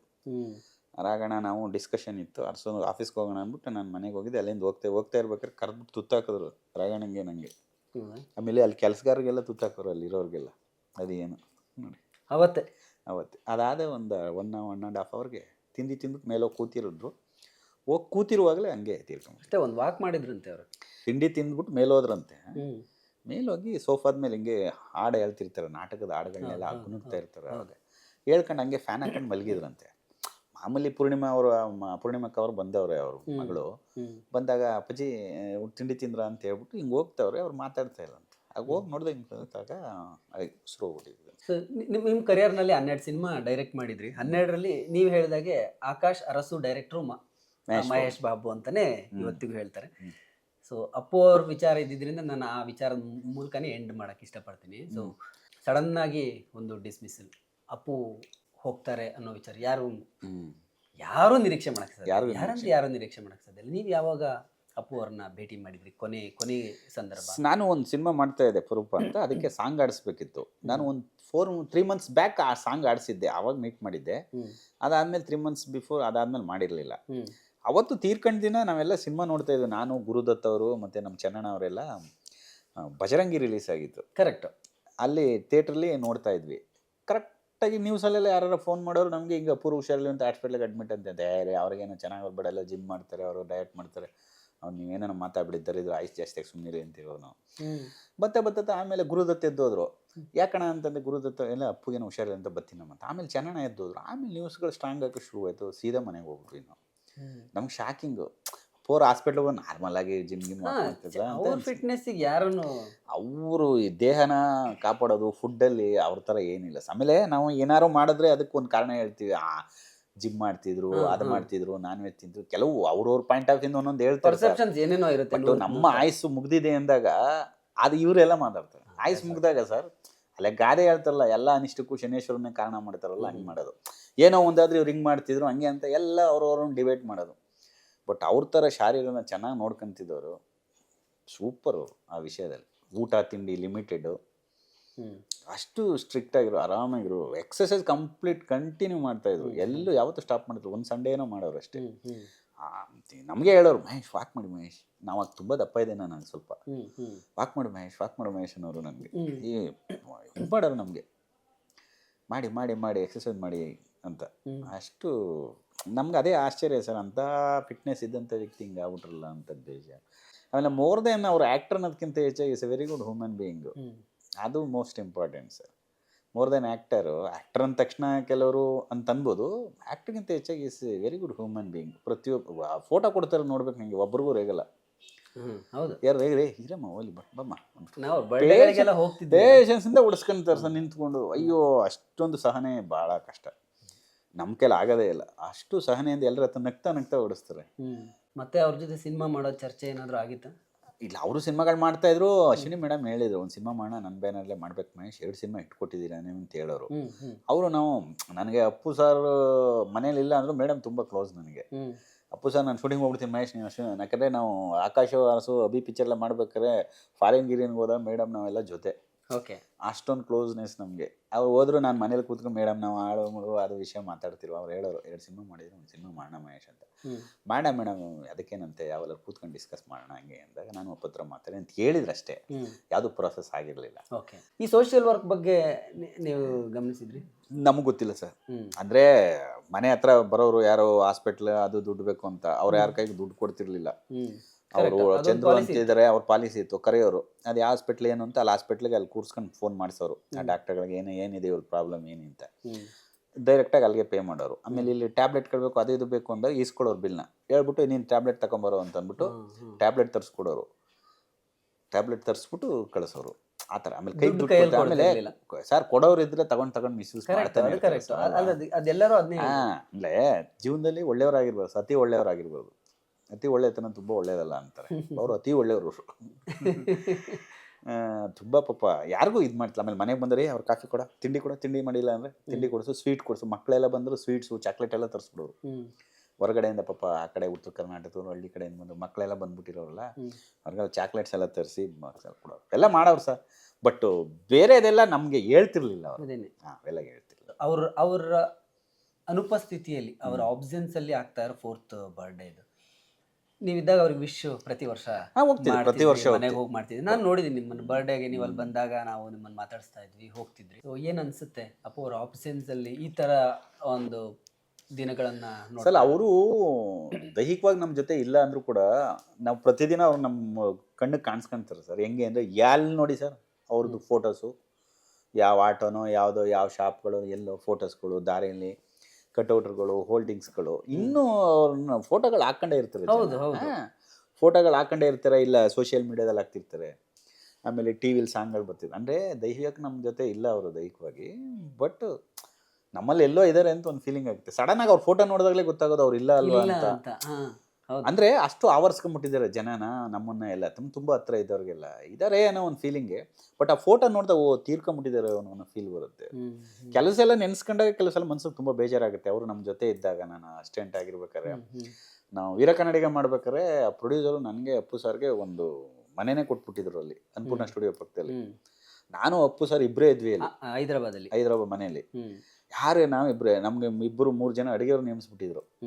ಕರೆಕ್ಟಾಗಿ ಜಿಮ್ ಮುಗಿಸ್ಕೊಂಡು ಜೊತೆ ಕರ್ಕೊಂಡು ಹೋಗೋ, ಜಿಮ್ ಮುಡ್ಕೊಂಡು ಊಟ ಮಾಡ್ಕೊಂಡು ನಾವು ಏನೇನು ಬೇಕು ಅಡುಗೆ ಮಾಡಿಸ್ಕೊಂಡು ಮಾಡೋ, ಒಂದೇ ಬೆಡ್ಡಲ್ಲಿ ಮಲಗೋ ನಾನು ಅವರಿಬ್ರು. ಅಷ್ಟು ಆತ್ಮೀಯತೆ ನಮಗೆ. ಅದೆಲ್ಲ ನೆನೆಸ್ಕೊಂಡಾಗ ಮನಸ್ಸಿಗೆ ತುಂಬ ಫೀಲಿಂಗ್ ಆಗುತ್ತೆ. ಅವ್ರು ಯಾವತ್ತೂ ನಾನು ಸ್ಟಾರು ಸಪ್ರೇಟ್ ಆಗಿರ್ತೀನಿ ಆ ಥರ ಇಲ್ಲ. ಅವ್ರ ಮಲಗೋ ಬೆಡ್ಡಲ್ಲಿ ನಾನು ಮಲಗ್ತಿದ್ದೆ. ಅಷ್ಟೊಂದು ಆತ್ಮೀಯತೆ ನಮ್ಗೆ. ಅಷ್ಟು ಪ್ರೀತಿ ಕೊಟ್ಟಿದ್ದಾರೆ ಸರ್ ಅವರು. ಪ್ರೀತಿ ಕೊಟ್ಟಿದ್ದಾರೆ, ಸಿನಿಮಾ ಕೊಟ್ಟಿದ್ದಾರೆ. ಇವತ್ತು ಮಹೇಶ್ ಬಾಬು ನಿರ್ದೇಶಕ ಅನ್ನೋದಕ್ಕೆ ಅವರು ಕೊಟ್ಟಿರೋ ಒಂದು ಸಹಕಾರನೇ ಕಾರಣ. ವಜೇಶ್ವರಿ ಕಮೆಂಟ್ಸಲ್ಲಿ ಅವೆಲ್ಲ ಮರೆಯೋಕ್ಕಾಗಲ್ಲ. ಸಮಾಧಿ ಅಥವಾ ಸ್ಮಾರಕದ ಹತ್ರ ಹೋದಾಗ ಅಪ್ಪು ಅವರ ಅಲ್ಲ, ನಾನು ಅಲ್ಲಿ ಕಡೆ ಹೋದಾಗಲೆಲ್ಲ ಹೋಗಿ ಬರ್ತೀನಿ. ಶೂಟಿಂಗ್ ಗೀಟಿಂಗ್ ಅಲ್ಲೇನೋ ಮಾಡಬೇಕು ಅಂದ್ರೆ ಹೋಗ್ತೀನಿ, ಮೀಟ್ ಮಾಡ್ತೀನಿ. ಆ ಕಡೆ ನಮ್ಮ ಕಡೆಯವರೆಲ್ಲರೂ ಬಂದಾಗ ನೋಡಬೇಕು ಗೀಡಬೇಕು ಅಂದಾಗ ಫೋನ್ ಮಾಡಿ ಬಿಡಿಸ್ತೀನಿ, ಇಲ್ಲ ನಾನೇ ಹೋಗ್ತೀನಿ. ಒಂದೊಂದ್ಸಲ ನೋಡ್ತೀನಿ. ಏನು ಮಾಡೋಕ್ಕಾಗಲ್ಲ ಸರ್. ಈಗ ಏನು ಮಾಡ್ತೀರ ಸರ್? ನಾವು ಏನೂ ಮಾಡೋಕ್ಕಾಗಲ್ಲ. ಏನು ಬಂದದನ್ನು ಸಹಿಸ್ಕೊಂಡು ಹೋಗ್ಬೇಕು ಸರ್. ನೀವು ನಮ್ಮ ಬಗ್ಗೆ ಹೇಳ್ತೀರಾ, ಅವ್ರ ಮನೆಯಲ್ಲಿ ಅವ್ರು ಹೆಂಗಿರ್ಬೇಕು ಸರ್? ನಿಜ. ಮೇಡಮ್ ಪ್ರತಿದಿನ ಕ್ಷಣ ಜಾಗಗಳೆಲ್ಲ ಅವ್ರು ಎಷ್ಟು ಆ್ಯಕ್ಟಿವ್ ಆಗಿ ಪಾಪ ಅದನ್ನು ಮರೆಯೋದಕ್ಕೆ ಏನೇನು ಕೆಲಸಗಳೆಲ್ಲ ಮಾಡ್ಕೊಂಡು ಆ್ಯಕ್ಟಿವ್ ಆಗಿದ್ದಾರೆ ನೋಡಿ. ಆಕ್ಟಿವ್ ಆಗಿ ಇರೋದ್ರಿಂದ ನಿಜವಾಗ್ಲೂ ಒಂದೊಂದ್ಸಲ ಪಾಪ ಅವರು ನಾವು ಜ್ಞಾಪಿಸ್ಬಿಟ್ಟಾಗ ಹೇಳಕ್ಕೆ ಶುರು ಮಾಡ್ಬಿಡ್ತಾರೆ. ನಾವು ಆ ವಿಷಯನೇ ಮಾತಾಡಲ್ಲ. ಆಮೇಲೆ ಅವ್ರ ಮೇಡಮು ಕೆಲವು ಸಲ ಹೇಳ್ತಾರೆ, ಅವ್ನು ತೀರ್ಕೊಂಡ್ಬಿಡ್ತೀನಿ ಅಂತಲೇ ನೀನು ಈ ಚೇರ್ ಮೇಲೆ ಕೂತ್ಕೋಬೇಕು ಅಂದ್ಬಿಟ್ಟು ಆಫೀಸಲ್ಲಿ ಕರ್ಕೊಂಬಂದು ಕೂರಿಸ್ತರು ಒಂದ್ಸಲ ಅಂತಾರೆ ಅಪ್ಪ ಅವ್ರನ್ನ. ಚೇರು ಅವ್ರ ಚೇಂಬರಲ್ಲಿ ಇದೆಯಲ್ಲ, ಇನ್ಮೇಲೆಲ್ಲ ನೀನೇ ಎಲ್ಲೇ ಕೂತ್ಕೊಬೇಕು, ಅಷ್ಟು ಕತೆ ಗೀತೆ ಎಲ್ಲ ಕೇಳ್ಬೇಕು ನೀನು ಅಂತೆಲ್ಲ ಹೇಳೋರಂತೆ. ನನಗೆ ಅವೆಲ್ಲ ಬಾ, ನೀವೇ ಕೇಳ್ಕೊಳ್ಳಿ ಹಂಗೆ ಅಂತಿದ್ರೆ ಅವೆಲ್ಲ ನೆನ್ಸ್ಕೊಂತಾರಲ್ಲ, ನಾವು ಜ್ಞಾಪಿಸ್ಬಿಡ್ತೀವಲ್ಲ ಅಂತ ಫೀಲ್ ಆಗುತ್ತೆ ನಮಗೆ. ಅದಕ್ಕೆ ನಾವು ಆ ವಿಷಯ ಏನು ಮಾತಾಡಕ್ಕೆ ಹೋಗಲ್ಲ ಅವ್ರ ಹತ್ರ. Thank you so much. Thank you. So ಇದಾಗಿತ್ತು ಮಹೇಶ್ ಬಾಬು ಅವರ ಮಾತು. ಒಟ್ಟಾರೆ ಅಪ್ಪು ಅಂದ ತಕ್ಷಣ ಅವರ ಜೊತೆ ಒಡನಾಟ ಇದ್ದಂಥವ್ರು, ಆತ್ಮೀಯತೆ ಇದ್ದಂಥವ್ರು, ಎಷ್ಟು ಬೇಕಾದರೂ ಮಾತಾಡ್ಬೋದು, ಅಷ್ಟೊಂದು ನೆನಪುಗಳನ್ನು ಅವರು ಕೊಟ್ಟು ಹೋಗಿದ್ದಾರೆ. ಅಪ್ಪು ಅವರ ಬಗ್ಗೆ ಮಾತಾಡ್ತಾ ಹೋದರೆ ಬಹುಶಃ ನಾನು ಕೂಡ ಕೆಲವು ಸಲ ಎಮೋಷ್ನಲ್ ಆಗಿಬಿಡ್ತೀನಿ. ನನಗೆ ನೆನಪಿರೋ ಹಾಗೆ ಅವರು ಹೋದಂಥ ಸಂದರ್ಭದಲ್ಲಿ ಲೈವನ್ನೇ ಕೊಡದೆ ಕಣ್ಣೀರು ಹಾಕಿದ ವ್ಯಕ್ತಿ ನಾನು. ನಾನೊಂದು ಖಾಸಗಿ ಚಾನಲಲ್ಲಿ ಕೆಲಸ ಮಾಡುವಾಗ ನಾನು ಈ ಸುದ್ದಿ ಕೊಡೋಕ್ಕಾಗಲ್ಲ, ನನಗೆ ಒಂದು ಅರ್ಧ ಗಂಟೆ ಸಮಯ ಬೇಕು ಅಂತ ನಾನು ಬಹುಶಃ ಸಾಕಷ್ಟು ಹೊತ್ತು ಎಮೋಷ್ನಲ್ ಆಗಿ ಬೇರೆಯವರಿಂದ ಲೈವ್ ಕೊಡಿಸಿ ಆಮೇಲೆ ಬಂದು ಲೈವ್ ನಿಂತಿದ್ದೆ. ಅಂದರೆ ಆ ಥರ ಕನೆಕ್ಟ್ ಆಗುವಂಥ ಒಂದು ವ್ಯಕ್ತಿತ್ವ ಅದು. ನಾನು ನಿರ್ದೇಶಕ ಮಹೇಶ್ ಬಾಬು ಮಾತಾಡ್ತಾ ಇದ್ದೀನಿ. ಡೈಲಿ ಮಾಧ್ಯಮ ಅನ್ನೋ ಒಂದು ಯೂಟ್ಯೂಬ್ ಚಾನಲು ಸಿನಿಮಾ ಎಂಟರ್ಟೈನ್ಮೆಂಟ್ ಅಲ್ಲದೆ ಹಲವಾರು ಮಾಹಿತಿಗಳನ್ನ ಸಿನಿಮಾದ ಹೊರಗಡೆ ಒಳಗಡೆ ಇರೋಂಥ ಮಾಹಿತಿಗಳನ್ನ ನಿಮಗೆ ತಲುಪಿಸುವಂಥ ಒಂದು ಮಾಧ್ಯಮ ಅದು ಡೈಲಿ ಮಾಧ್ಯಮ ಅಂತ. ಅದನ್ನು ನೀವು ಸಬ್ಸ್ಕ್ರೈಬ್ ಮಾಡಿ ಫಾಲೋ ಮಾಡಿ ಅಂತ ಕೇಳೋಕ್ಕೆ ಇಷ್ಟಪಡ್ತೀನಿ.